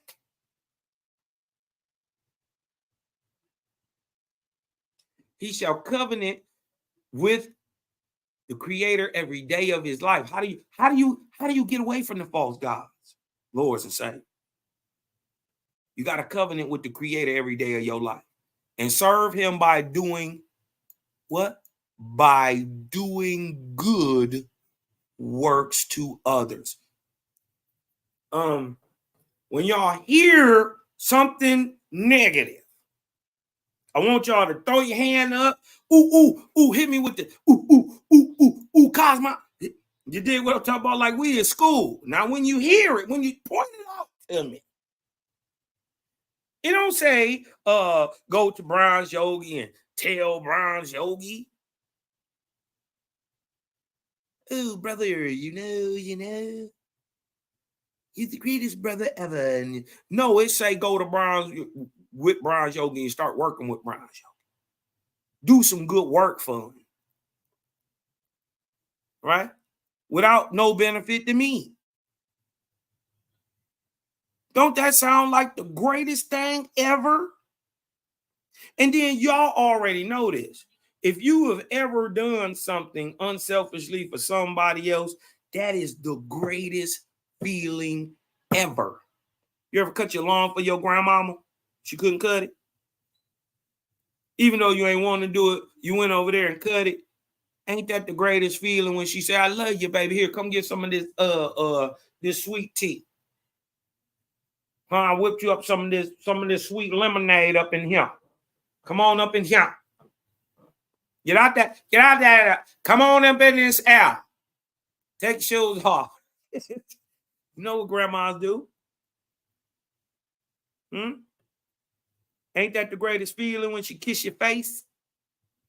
Thank you, son.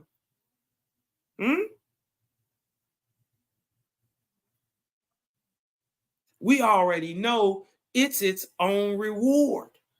What if everybody did do good for everybody else? That ends capitalism, that ends war, that ends hunger, that ends homelessness, that ends paying for bills. You work because this is what we have to do to advance the society. You don't pay for nothing. Everybody got a car. Everybody got a home. We keep producing. And then with that, we wouldn't have to have surpluses of everything. You dig what I'm talking about? We would have surpluses of everything and it wouldn't be going to waste. You dig what I'm talking about? Ain't gonna be no homeless people. None. Even the homeless man would have a home to go to. He just choose to sleep outside. There's some people like that, y'all. But he would still have a home to when he got tired, he would be able to go into his door and go to sleep for a couple of days.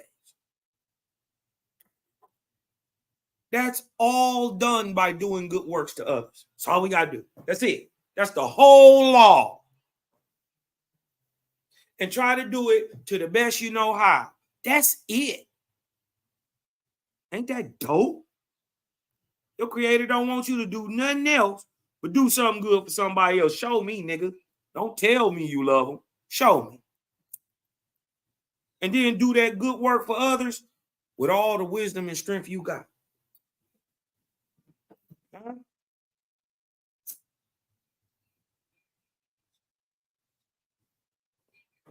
Don't tell me y'all niggas did cut y'all grass for y'all goddamn grandmama. I'll cut y'all out. You better cut that lawn for your mom, your grandmama, your auntie Jenny now. Sister, you was in there doing that stuff. You knew grandmama couldn't stand up in there and she wanted some collard greens and some cornbread. You went in there and she showed you what to do. Better stop playing.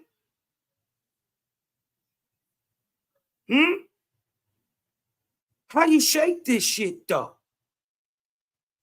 You covenant with the great spirit every day of your life and serve him by doing something good. It ain't no religion. It ain't no sitting up in no church and pass that plate over there, brother. Now, Sister Johnson, you know, I need a private meeting with your sister. I don't know. A wife need clothes. Baby need shoes. Church need a new parking lot.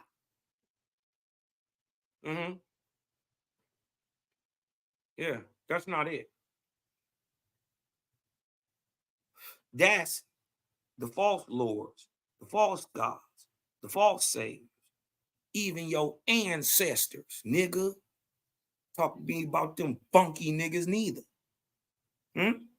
Many of our own, in the last couple hundred years, cowards, turncoats, sellouts, botch niggas. Yeah. You're going to take that too. Take that on the chin. And I'm saying, some of mine too, I ain't above it. We got to understand, just because everybody look like us, they ain't us. They ain't us. How you know you? Because we can look out and see Hosea doing good works for others. We can see Brown's doing good works for others. We can see OTK doing work for others. We can see brother FShiel 369 doing good work. This is how we know you a faith. I don't care if you telling me you a Christian. I get that. I get it. But you ain't doing what the Christians do. Christians in church, nigga, you over here helping the babies out. Huh? You can tell me whatever you want. But your actions and your deeds speak louder than your words. We know who you is by what you do.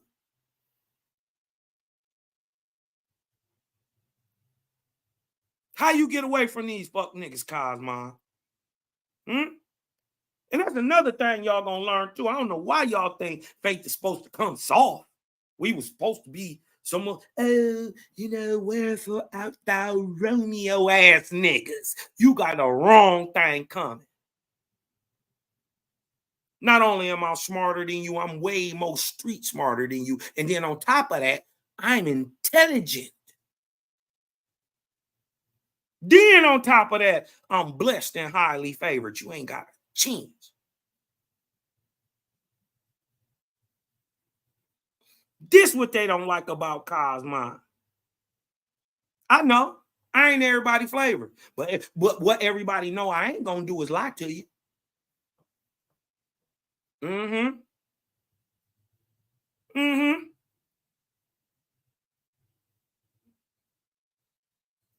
I'm gonna show you every time I'm saying something. And then I'm gonna break it down. Common sense. If this shit don't make no common sense and I can't use it today, what the hell am I even talking about it for? Huh? I'm trying to tell you right here, this is how you show you who. Uh-oh. This how you show who. You You can tell me you are orange all goddamn day, but your fruit red. Got little black seeds in it.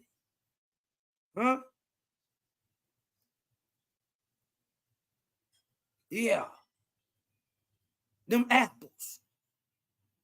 Yeah. You tell me all day you know.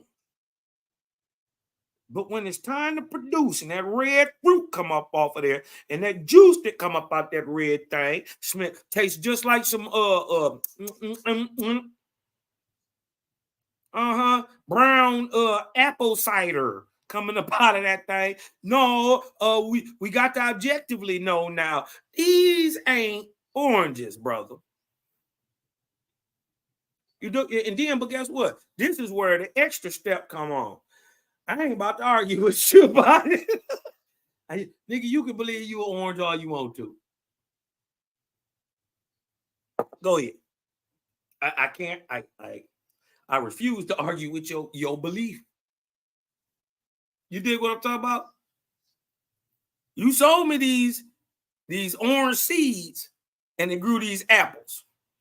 Am I still gonna buy the orange producing stuff, the juicer for the oranges, or am I now going to buy the juicer for the apples? I'm going to buy the juicer for the apples, y'all. Come on. If it don't make sense,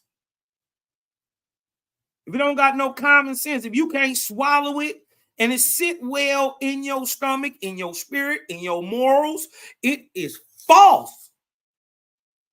If you got to think about it, if you twinge on it a little bit, that ain't in your book. That ain't part of your story. Shake that off. You ain't beholden to that. No, y'all can just set that over there right now. You're only bound to what you bind yourself to. What did he say? He said covenant with the Great Spirit every day. And serve him by doing good works to others. That's it. Nothing else, y'all. Nothing else. At that point, there is no war. There is no capitalism. There is no white supremacy. There is no idea, all this. You dig what I'm talking about? There is no hunger. There is no homelessness. There is no children being trafficked. Do you understand? If everybody did this, we would be in a golden age. He's saying, do that. That little bit of light, I'm going to take that thing and turn the whole world on. This why you important. This why you go through so much, Angui. This why you go through so much, Algonquin, mound builder.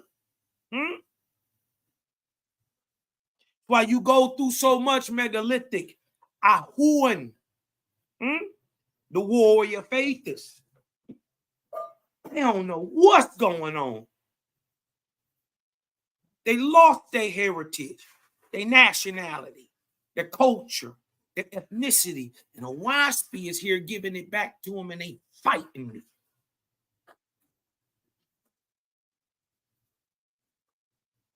Thumb up the video, share it live. I ain't gonna beg you niggas to get this, though. I ain't begging. See, this is why Jaja said, cutthroats like us, we just gonna drop it and leave it alone. The seed gonna grow. He adds on to that and make that grow. I just gotta go do the work. I gotta put the seed out there. I gotta get the word out there. Yeah. He gives all the advance. You dig what I'm talking about? All the growth and everything after that.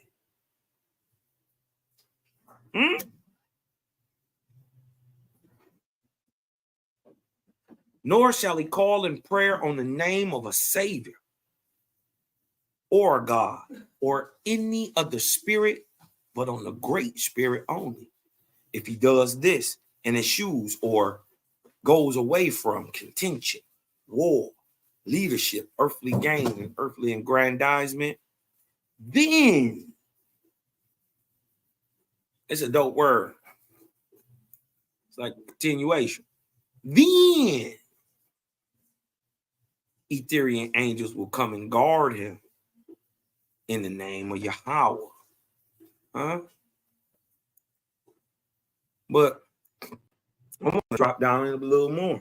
We're in this book of inspiration, chapter 3, and this thing is on fire. Remember, we've been breaking down prayer, its power and its purpose.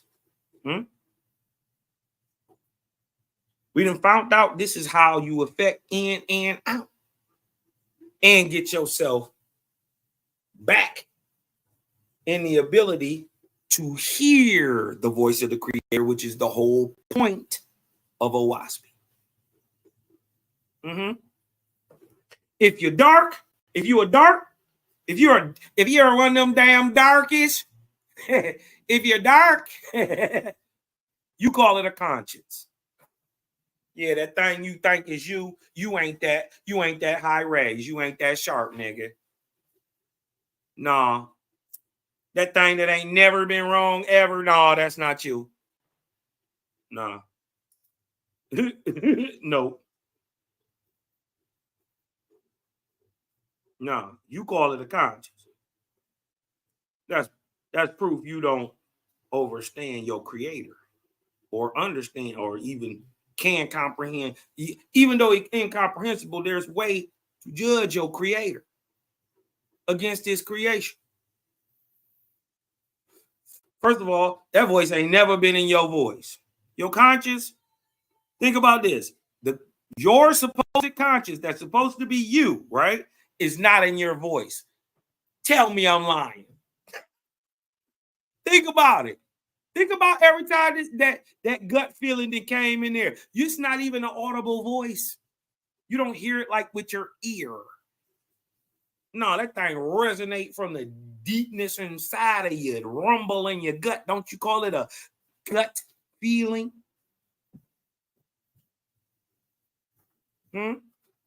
Just brought my brother OTK up, man. He popped in the chat. Just me up in this thing. I see y'all, man. Thank y'all for coming through, man. Love, light, and balance, man. Mr. Vortex himself back up on it. Big Cosmonian. You dig what I'm saying? Stepping in here from Etheria. Let's keep it popping and going, though, right? Because this in the same book, I just dropped down a little bit, right? We breaking down prayer, right? The power and its purpose, right? Look what the Creator say. Now, man, I don't care if you believe me. I ain't saying this. I don't believe none of it. I know it's true. You dig what I'm talking about? I done tested some of this shit. You dig what I'm talking about? What it? Hey, listen. I put my Just know. I know. I wouldn't be out here willy-nilly like no sucker. You dig what I'm talking about? Talking about what another dude talking about. No, I'm gonna show you what the Creator say, and you take it or leave it. And then I'm gonna point to it like, and this is why I'm saying what I'm saying. But look. Remember, this is Ty again, right? Ty is the voice of all good men, right? Then Ty spoke, right? He said, "Oh, Creator, how I have looked upon prayer as the means to my own happiness and concerns." How many of us can admit that? I did. This is what I thought. I thought prayers were used as a means to my own happiness and concerns. If you did too, hit me with that super 7 in the chat. You dig what I'm talking about? I thought this is how prayer worked. Being real with y'all, bro. I want y'all to understand I'm not no super guru fake guy.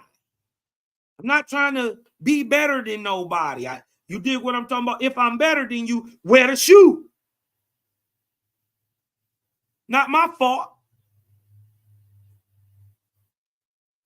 You dig what I'm talking about? If that's how you feel, that's how you feel. I can't stop you. Right?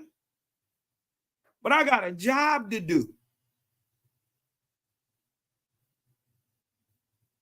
Right? How many of us looked at it like this, bro? I did. I prayed to God when I wanted something. When I wanted a situation to change. When I was thinking about something that would affect me. I prayed. Shout out to my mom, who did the best she could with what she knew. It made me a prayer, right? Taught me that the Creator was real, even though she was duped in Christianity. Thank Creator she about that. Huh? Shout out to that lady. If anybody is as close to God, it's her and my grandmama. These are the two best people I know.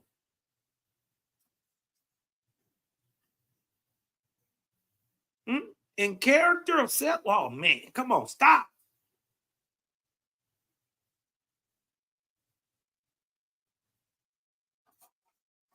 I looked at it that way though, y'all. We said, but now I perceive that prayer is given to man to uplift others and to perfect himself in the fabric of your house. Ooh-wee.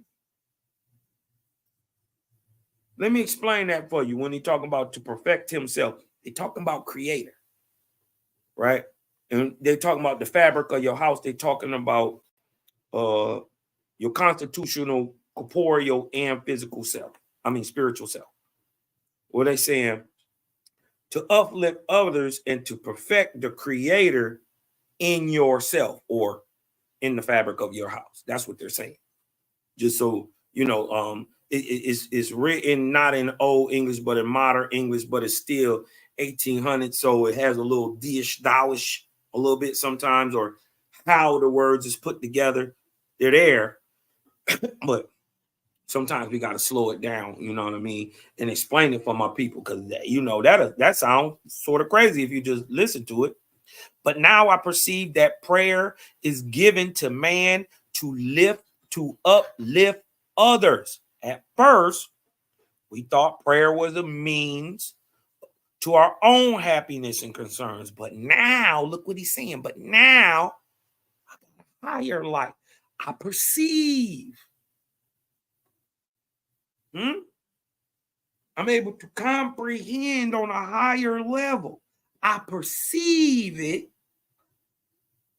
that prayer is given to man to uplift others. And to perfect Creator in yourself. And yet, this labor is not for himself, but for the resurrection and happiness of others. Don't that make sense? Ain't that fair? Nigga, you made everything. What you want me to do? Treat it right? Damn, that's simple. You think what I'm talking about? It just makes sense, though.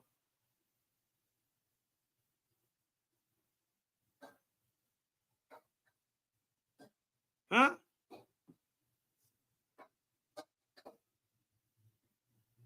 And in serving you, O Creator, by forgetting ourselves in you. Y'all ever been in the studio? You ever been doing that thing that you love to do? You dig what I'm talking about? And you get in the groove, man, and you look up 4-5 hours then flew by, and you like, dang, man, we We've been hooping 6 hours. You dig what I'm saying? You ever lost time in like revelry and you dig what I'm saying?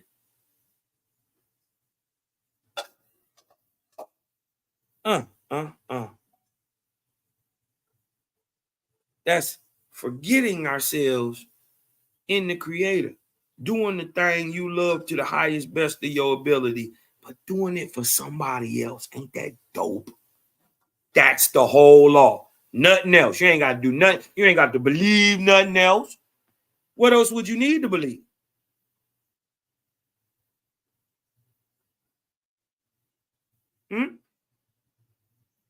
When you know it's a Creator, you don't need to believe nothing.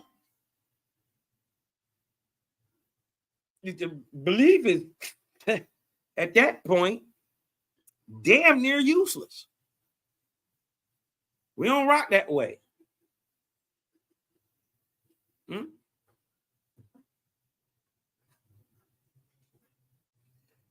You answer our prayers even before we know the way of our desires. You have given many examples of this. The child in the womb being nourished by your hand, the nurse for the newborn, your asaf for the newly dead, and your great goddesses at harvest time. Oh, wait. Oh, wait. What if Shay Seavey come back and get these niggas and send me down? Ooh. Yeah. What if Shay Seavey come? What if Big Sis come? You know she's gonna be driving a world. She pushing that big boy Cooloo. Yeah, you dig what I'm talking about? She pushing big boy Cooloo. You dig what I'm saying? Boy, these niggas jump off the roof, boy, try to kill themselves. Scary niggas. Them the dudes that pray. Remember in the Bible, they said they was praying the mountains to fall on them. Mountains was like, we ain't got nothing to do with that, cuz. That's on you, cuz. Huh? What if Shay Seavey come back 2048? Ooh-wee. Ooh-wee. What if she come back with the irons? Ooh-wee. Oh, what if the irons go Ethereum in front of our face? Ooh-wee. Think that'll change the game? You think that'll set that whole little Mong Cabalactus Inochisa Thor Gabriel shit sprinting into a tail dive? I think it will. No, I know it will. Yeah. Already, listen, it's beyond faith. I already know what it's gonna happen. How it's gonna happen. You don't know. You better read or watch me. It feels good to know. It feels good to be confident in what you're saying and then be able to prove it again a different way. It's just about being able to perceive or comprehend what is actually being brought forth. Right? Remember, we just figured out harvest time is in 24 years. Right? Right. That would be crazy, though. That would be crazy. And on the 100-year anniversary of Roswell and all that stuff, that would be crazy. That would be crazy. Yeah. These spooky niggas, man, they'll give you oh, gee, but what you how you gonna get your stanky nigga body, your funky little cracker body on a spiritual plane? Now, when somebody break that down to me, nigga, when you can do that, we need to talk. You know how to get your stinking little funky body on that spiritual plane? Hey, you that guy. You that guy. You dig what I'm talking about? Talking about Jeebus gonna come back. Shut up.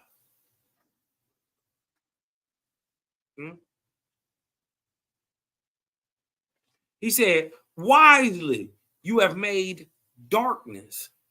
Dang. O Creator, to protect and comfort man. So darkness protects and comforts man. Can we think of any time in the life of a man, right, or a human being, woman, right, where darkness protects and comforts the person? I can think of two great times. One at your birth, and the second when you're sleeping. Wisely, you have made darkness, O Creator, to protect and comfort man and to give him the arena within which he may grow stronger in you, right? What do you do in darkness when you're sleeping? You dream. You astral travel. Huh? That's how you learn lessons. When your body is calm, you learn spiritual lessons. And when you woke, you're supposed to learn physical lessons. When you sleep, you're supposed to learn spiritual lessons. This is what you think dreams is. They really like DVDs. You dig what I'm talking about? This is how you can go wake up out of a dream, go use the bathroom, get a drink of water, come back, go back, lay down to sleep, and jump right back into the dream right where you left off at. Because what you don't understand is this thing is being played like a VCR, a DVD in your head. Better understand what an ashar is. You always talk about that Akashic record. Well, who write it?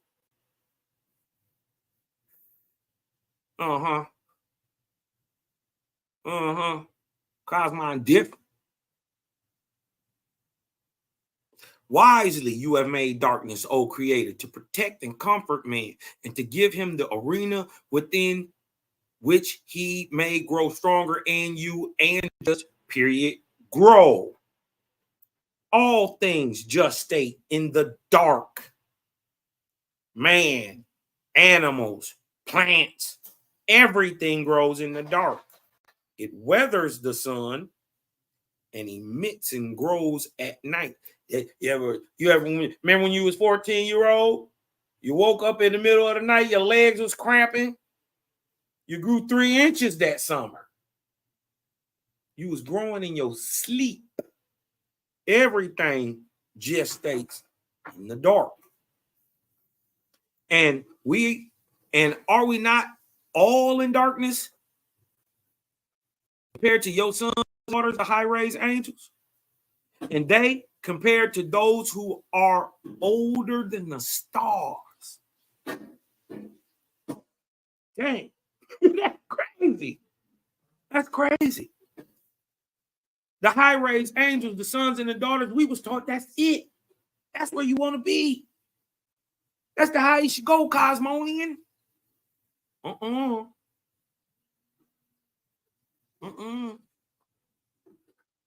It's some more to go. There's some niggas that tell God what to do. I keep telling y'all, God a spot worker, a Walmart manager. He's a principal. You dig what I'm talking about? What's the show they used to have with Mark Curry? Where he was the principal. You dig what I'm saying? What was his name? Mr. Curry. Yeah.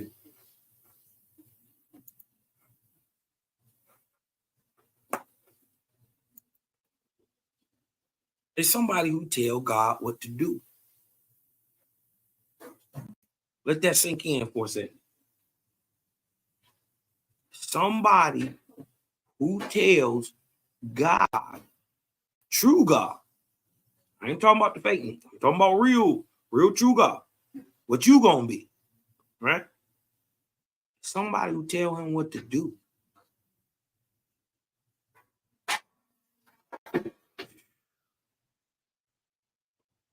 You have shown me, O Jehovah, O Creator, Great Spirit, how one person's prayers may be conceit, while the same prayer said for the benefit of others may be light.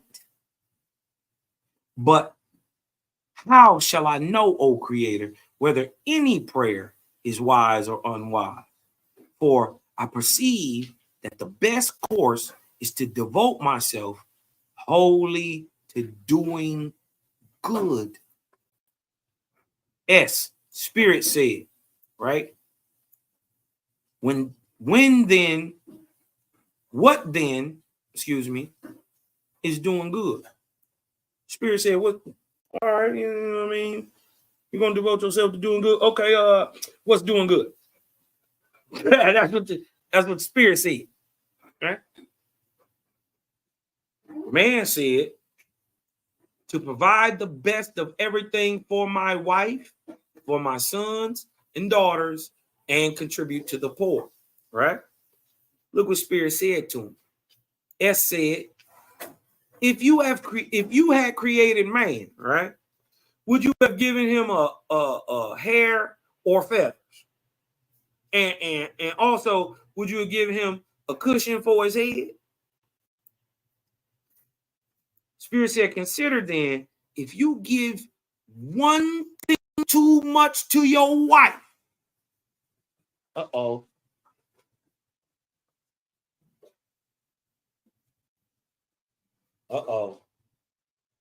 Waspy talk different to you. Said, consider, if you give one thing too much to your wife, your sons and your daughters, thus preventing the calling of their own talents, he said, then alas, your works will be bad instead of good. Uh-oh. You thought doing all that, you know, I'm telling you, it's purpose to this struggle. You had it bad for a reason, because you love you the most. Ooh, it hit different. He got to take you through it because you got to learn it. You got to know it. You can't be, I think, and no. You got to know. If you give your wife, your son, your daughter just one thing too many, one too many luxury. Oh, wow. Hold on 1 second, y'all. 1 second.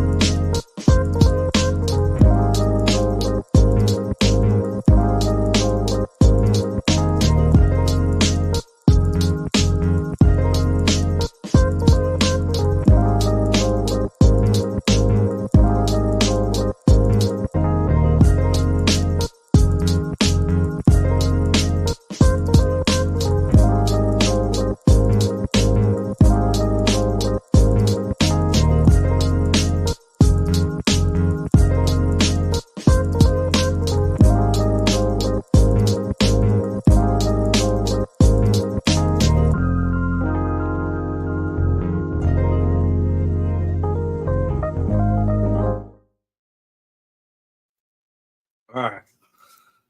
He says, right back at it. Consider then, if you give your wife one thing too much to your wife or sons or daughters, thus preventing the calling of their own talents, then alas, your so-called good works will be bad instead of good. He say, contribute to the poor one fraction too much, and you injure instead of doing good. Let that sink in. Giving one fraction too little, and you shall rebuke yourself.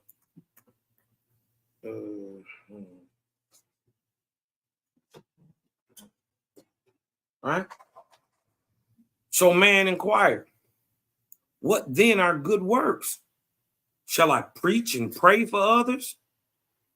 How will I know if my prayers and works are wise or foolish? God said, man, you shall judge yourself as to what you should do. I'm going to read that again. God said, man, woman, you shall judge yourself as to what you should do. Creator has provided a judge within every man's soul. I keep telling you, you call it a conscience. It ain't no conscience. The little dibble dabble of the Creator. And it's you. And since he is the all person, he gave you a little bit of that light. And so you have a personage. You are a person because he is the all person. You just a little bit of spark of that light. He said, Creator provided a judge within every man's soul. Right? So this is why you need boot camp training to turn off your conscience to go to war. This is why they got to drill you so much, right? Because it's not natural to go and kill people. It's not natural, right? This is why they get so much PTSD, all stuff like that, right? Because they know it's against that little judge inside of them that they call a conscience, that they must teach you to ignore. And after a while, that voice gets to screaming. And it be screaming in them people voices, you killed. If you think I'm playing, ask any one of them OGs that went to war. Ask any of them. They'll tell you, if they had to take a life, those people have come back to visit them. Every one of them.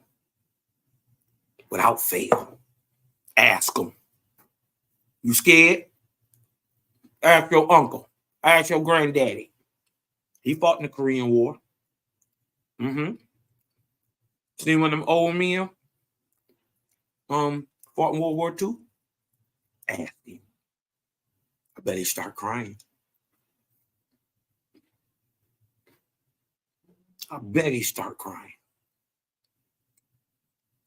This shit all too real, y'all. You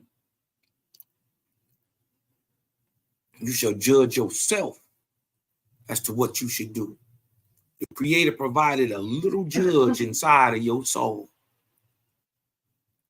Call it a conscience.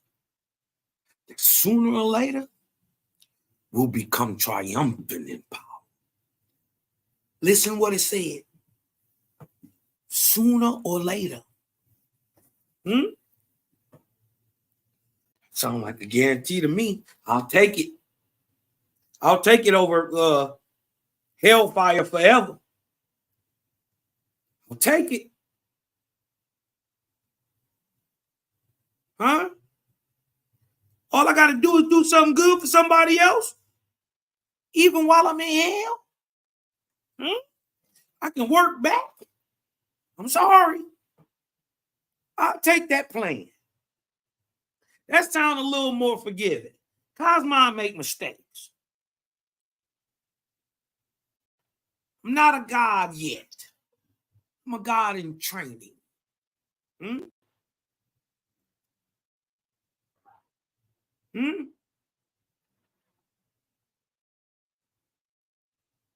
Sooner or later, though, that little thing that tells you, don't you go over there.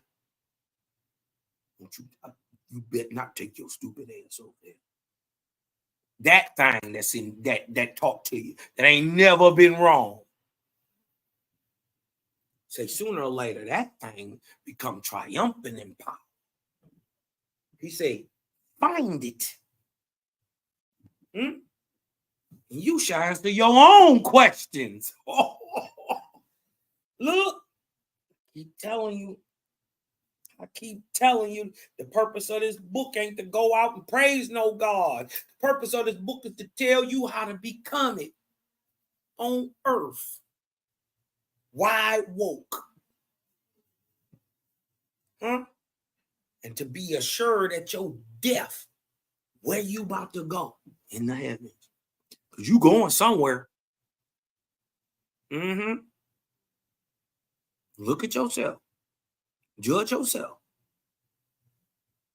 How much good you do for us? Could you do more? If you can say yes, you're on the right path. You're on the right path.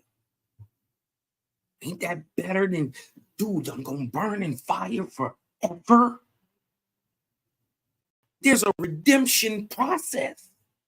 Yeah, I messed up for a minute. I did. And then the crazy part is some of the messed ups ain't really mess ups. They're not really mess ups.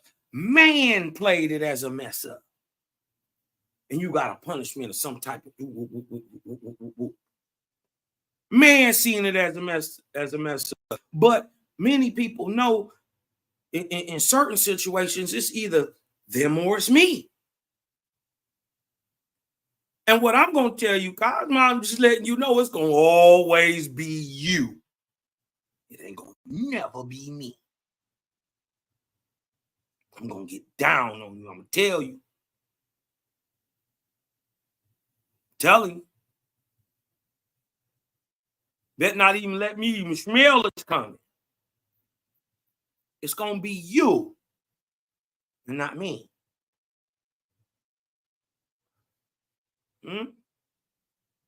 Find that little judge in yourself. And you're going to answer your own questions. This is crazy.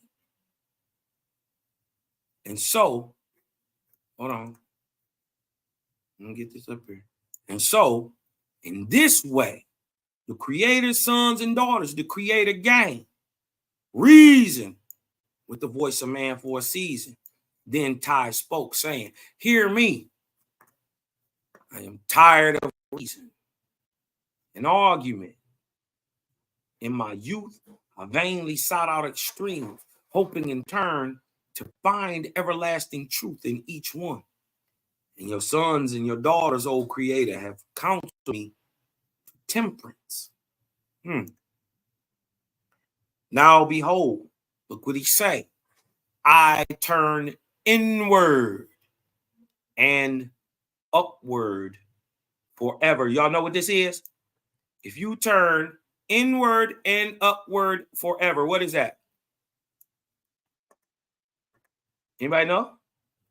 Imagine a thing spinning and turning inwards and onwards on inwards and upwards on itself. It's a vortex, y'all. They call it a toroid. Just keep learning.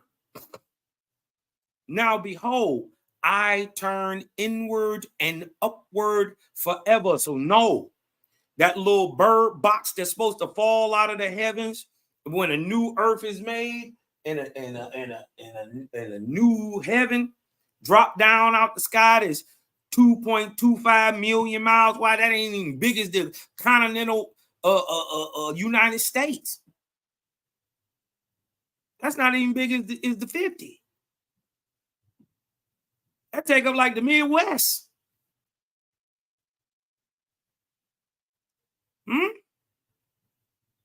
So your heaven, so sooner or later, you're going to walk into a wall in your heaven.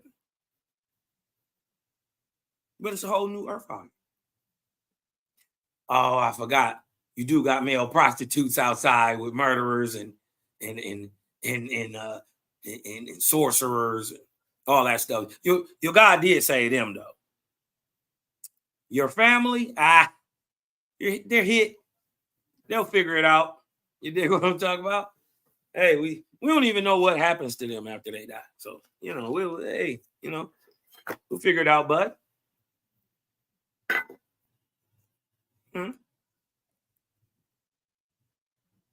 Now I covenant with you, Creator. You only shall answer me and give me life. To you, O Creator, I commit myself to be yours forever, to serve you by doing nothing for my own selfish ends, but by doing the best I can for others all my days. Can anybody tell me anything wicked I just said?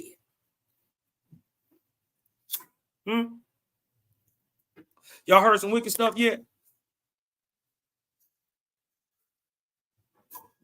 Anything wicked? Excuse me, sir. Have you found anything wicked, sir? Madame, could you give me a time stamp, please? Chip. Tally-ho, let's get on with this, please. Can you show me something? Say I ain't go to no God. I went inward and upward. Forever.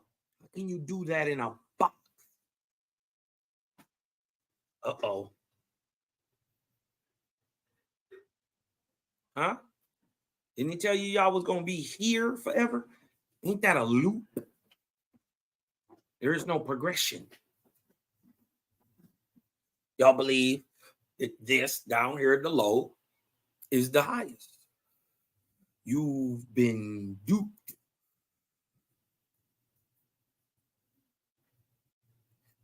Huh? To serve you by doing nothing for my own selfish ends, but by doing the best I can for others all my days. My flesh body will baptize or bathe every day in remembrance of you. Did you know that you take baths, right? That a bath is a celebration and remembrance of your Creator, staying clean. Being so fresh and so clean. Did you know that? Waspy don't miss nothing. It didn't even tell you how to brush your teeth.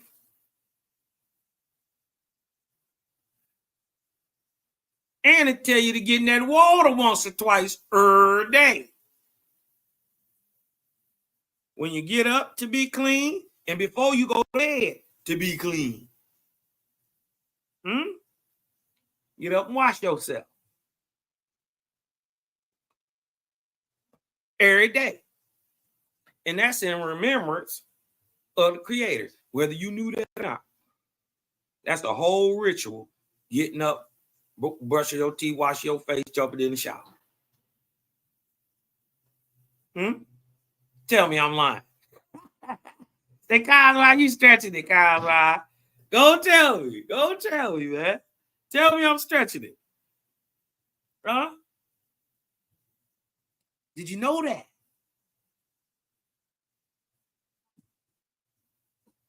Huh? It's a reason why we like to stay clean. It's a reason you like to jump fresh. Huh? They say you get up out of casket, he's so sharp. They get up and raise, I think I can't lay down in this. Did the thing crease? I ain't laying down in this. You see what I'm saying?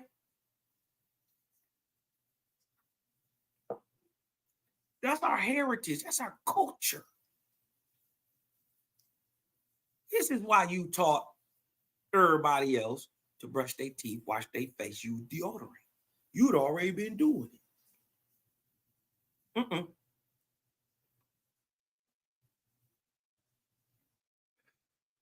Look what he say. My flesh body, my physical body, I will bathe. A bath is a baptism.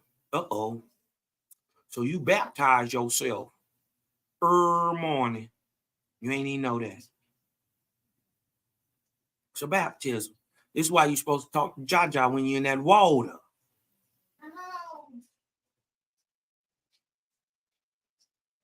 When you're in that water, you're supposed to talk to the Father. You all right? He ain't looking at you. He talking from outside the bathroom, sucker. For my body is yours, Creator, and I will keep it clean and pure before you. Neither will I suffer my spiritual body, listen, to be injured by wicked thoughts or passions of lust. So passions of lust and wicked thoughts injure your spiritual body. Interesting. I ain't gonna lie. The thoughts of lust and passions, lust and wicked thoughts, it go through a nigga brain. Sometimes I be wanting to slap people. I shouldn't be like that. But I'm working on it. You do what I'm saying?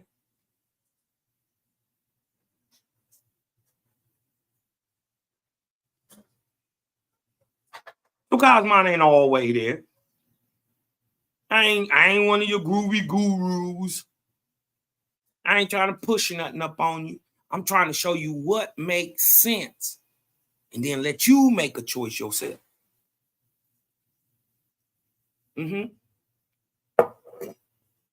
But I want to tell y'all this.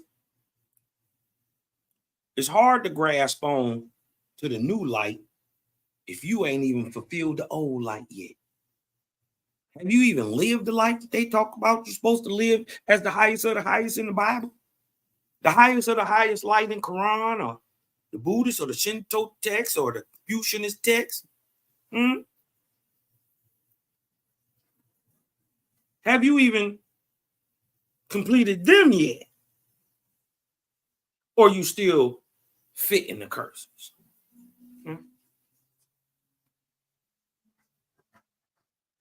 Neither will I suffer my spiritual body to be injured by wicked thoughts or passions of lust, nor shall I eat anything that comes from any creature, but only plants shall enter my body. For my spirit is your gift to me also.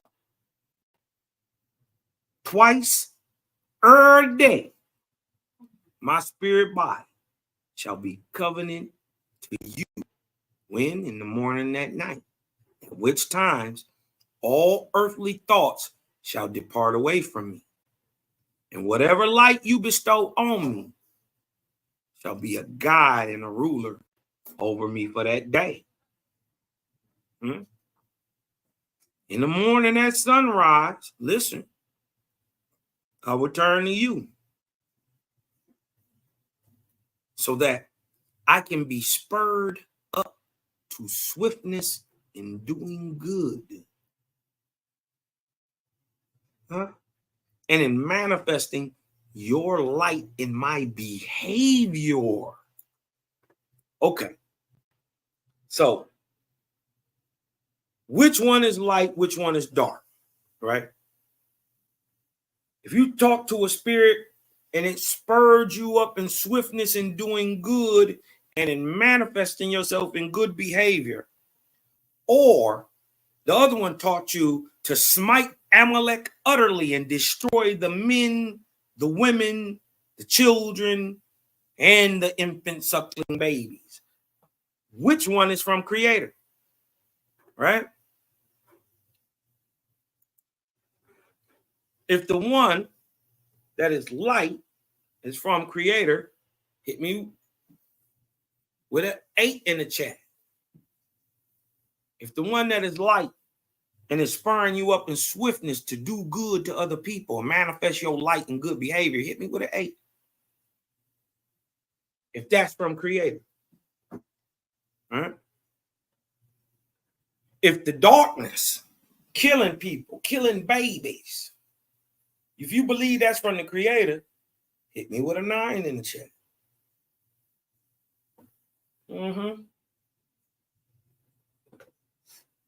Which one?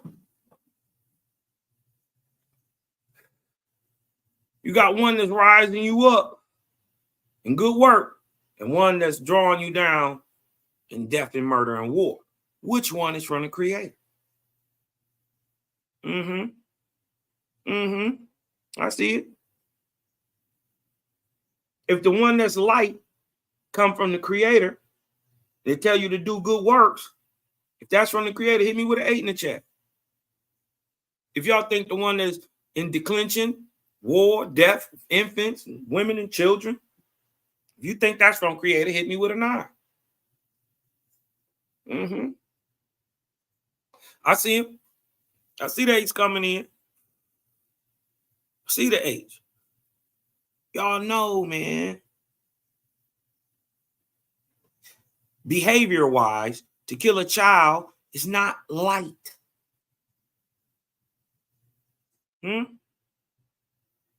What is them 2 times? It said what? In the morning at sunrise, I will turn to you. All right? And at night before I sleep, I will recount my day's labor so that I can see where I was short in doing with all my wisdom and strength. This is the very first time anywhere in the world, in any spiritual text ever, that a reason was given on why people tell their children to pray before they go to sleep. It's in no other spiritual text at all. You see that?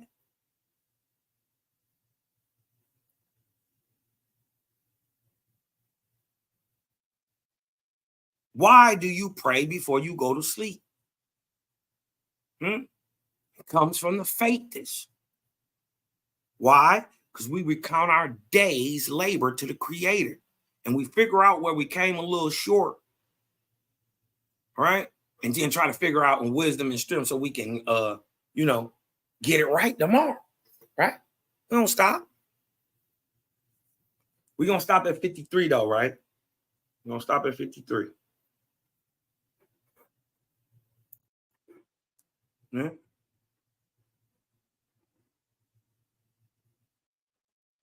You, O Creator, shall be my confessor and advisor. Notice you don't see no Jeebus here.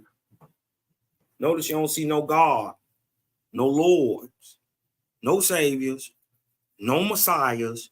Ain't no Onias the third. That Onias.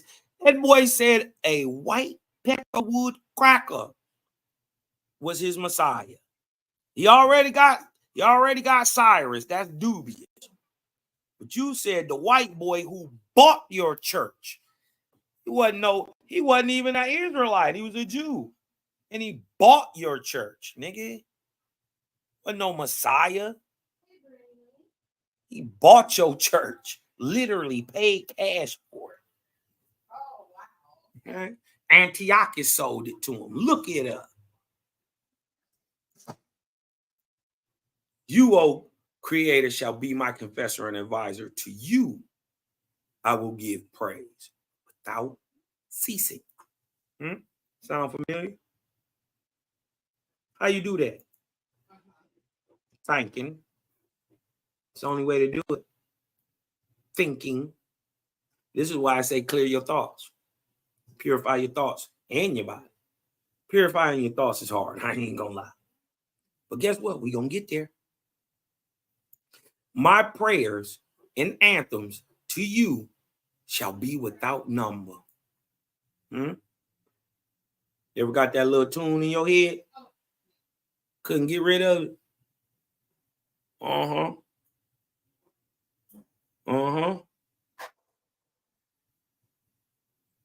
Look what he said.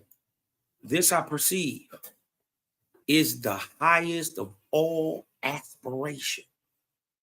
For what better is it for God or the spirits of the dead to tell me a thing than it is for mortals to tell me? Hold on.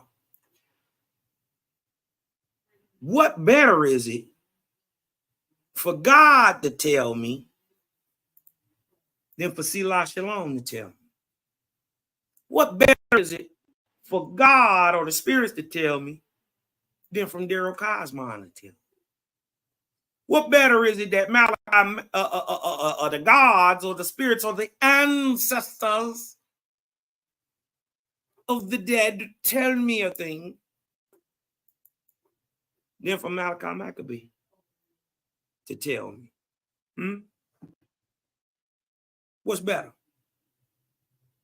Ain't no better. That's what you got to realize. Must not all wisdom that comes to a man necessarily be proved within that man? Let me read it again. What better is it for God to give it to me than for Selah to give it to me? Don't all wisdom that comes to man got to be proved within that man? If not, he don't know it. Don't he got to prove it? At least to himself. Is it not better that my vision, listen what he asked, is it not better that my vision reaches up to heaven to see it myself than to be told of it by angels? Ain't that better? I don't want nobody to tell me what it looks like. I want to go see. Right? Because I know you can't describe what I'm about to go up there and see. Nigga, Angelette. You can't describe what I'm about to see. Ain't no words for all that. Ain't no words for all that light up there.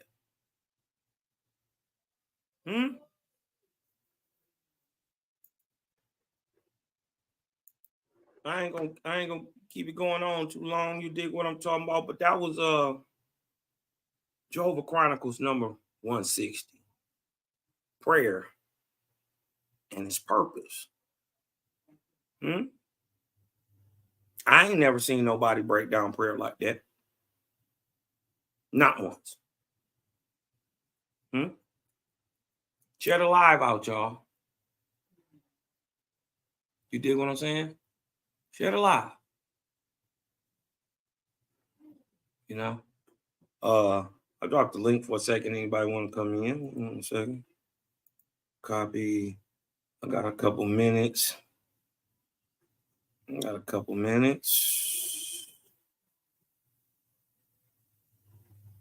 Hold on, let me drop the link in the chat. Got a couple minutes, man. If y'all learned a little something, man, and got a little different point of view today, man, hit me with a vortex in the chat, man. Y'all got a little something up out of it, something a little different today. You know, not the everyday same old rigmarole that you done heard about prayer, right? We learned that it is power, right? And we learn what its true purpose is for, to get you right in line with that creator that's in you, that small little judge that will one day become triumphant. Y'all got a little something up out of hit your cousin in the chat. Hit me with a vortex in the chat. Belzer, what up, dog? You dig what I'm talking about? Who all up in this thing, man? You dig what I'm saying? Let me see who I got up in here. Who we got up in here? Gang then came through. I seen the gang all the way up in here, man. Thank you, everybody, for coming through, y'all. You dig what I'm saying? See the gang in this thing, man. All right. I get one or two, I'm good. You know what I mean? If I get one or two, I'm good. You know? It's gonna reach thousands, but if I get two to look, gotcha. You can't deny this light, bro. The creator's light is something different, bro. Try it. Deny it. I did. I don't believe nothing. Bro, I don't believe nothing. But this is amazing. I ain't never seen nothing like this.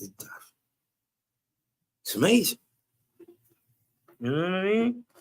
You know, I understand people feel the way they feel, but sheesh, this stuff is different.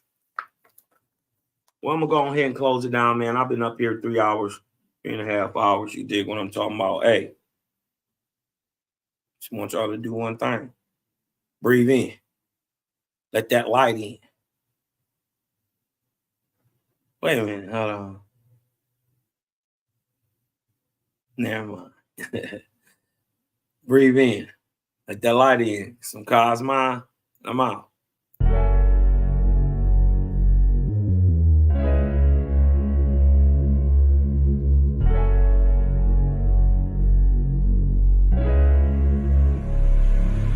And oh yeah, put that Super 7 in the air. Tell me how you feel it when you're feeling up there. When you in the sky breathing rarefied air. When you're breathing rarefied air, oh yeah. Put that Super 7 in the air. Tell me how you feeling when you feel it up there. When you in the sky breathing rarefied air. When you're breathing rarefied air, oh, it's that Japheth, that Chow Mein, that Papabul, that Tao Mein, since sun self in the arc of Wayne. My brain moving like Tao Sang, so ass above, it's so below. That up and that down thing, this flow is atmospherian. I call that a ground game. See, water is knowledge, so if I'm teaching, you're learning. So how your God make a sun without vortexing current? See, the pattern is ponic, I'm reaching out for my people. Oh, watch me flow through your speakers, you feel the force of the ether. And when the force gets the equal, I'm taking off like an eagle. Police popped the pastor yesterday for pushing political. My DNA is Moshe. Mix that thing with higher water. My spirit rate is OTN. It's just a higher order. Got more light than Kavita. Rap a lot just like Tila. Went from sinner to saint. Shout out my big homie Sela. Got more torque than a sports car. Got more work than a door star. And the 4 million I make, I'm giving the Dr. Umar. Oh yeah. Put that Super 7 in the air. Tell me how you feeling when you're feeling up there. When you in the sky breathing rarefied air. When you're breathing rarefied air, oh yeah. Put that Super 7 in the air. Tell me how you feeling when you feel it up there. When you in the sky breathing rarefied air. When you're breathing rarefied air, oh yeah.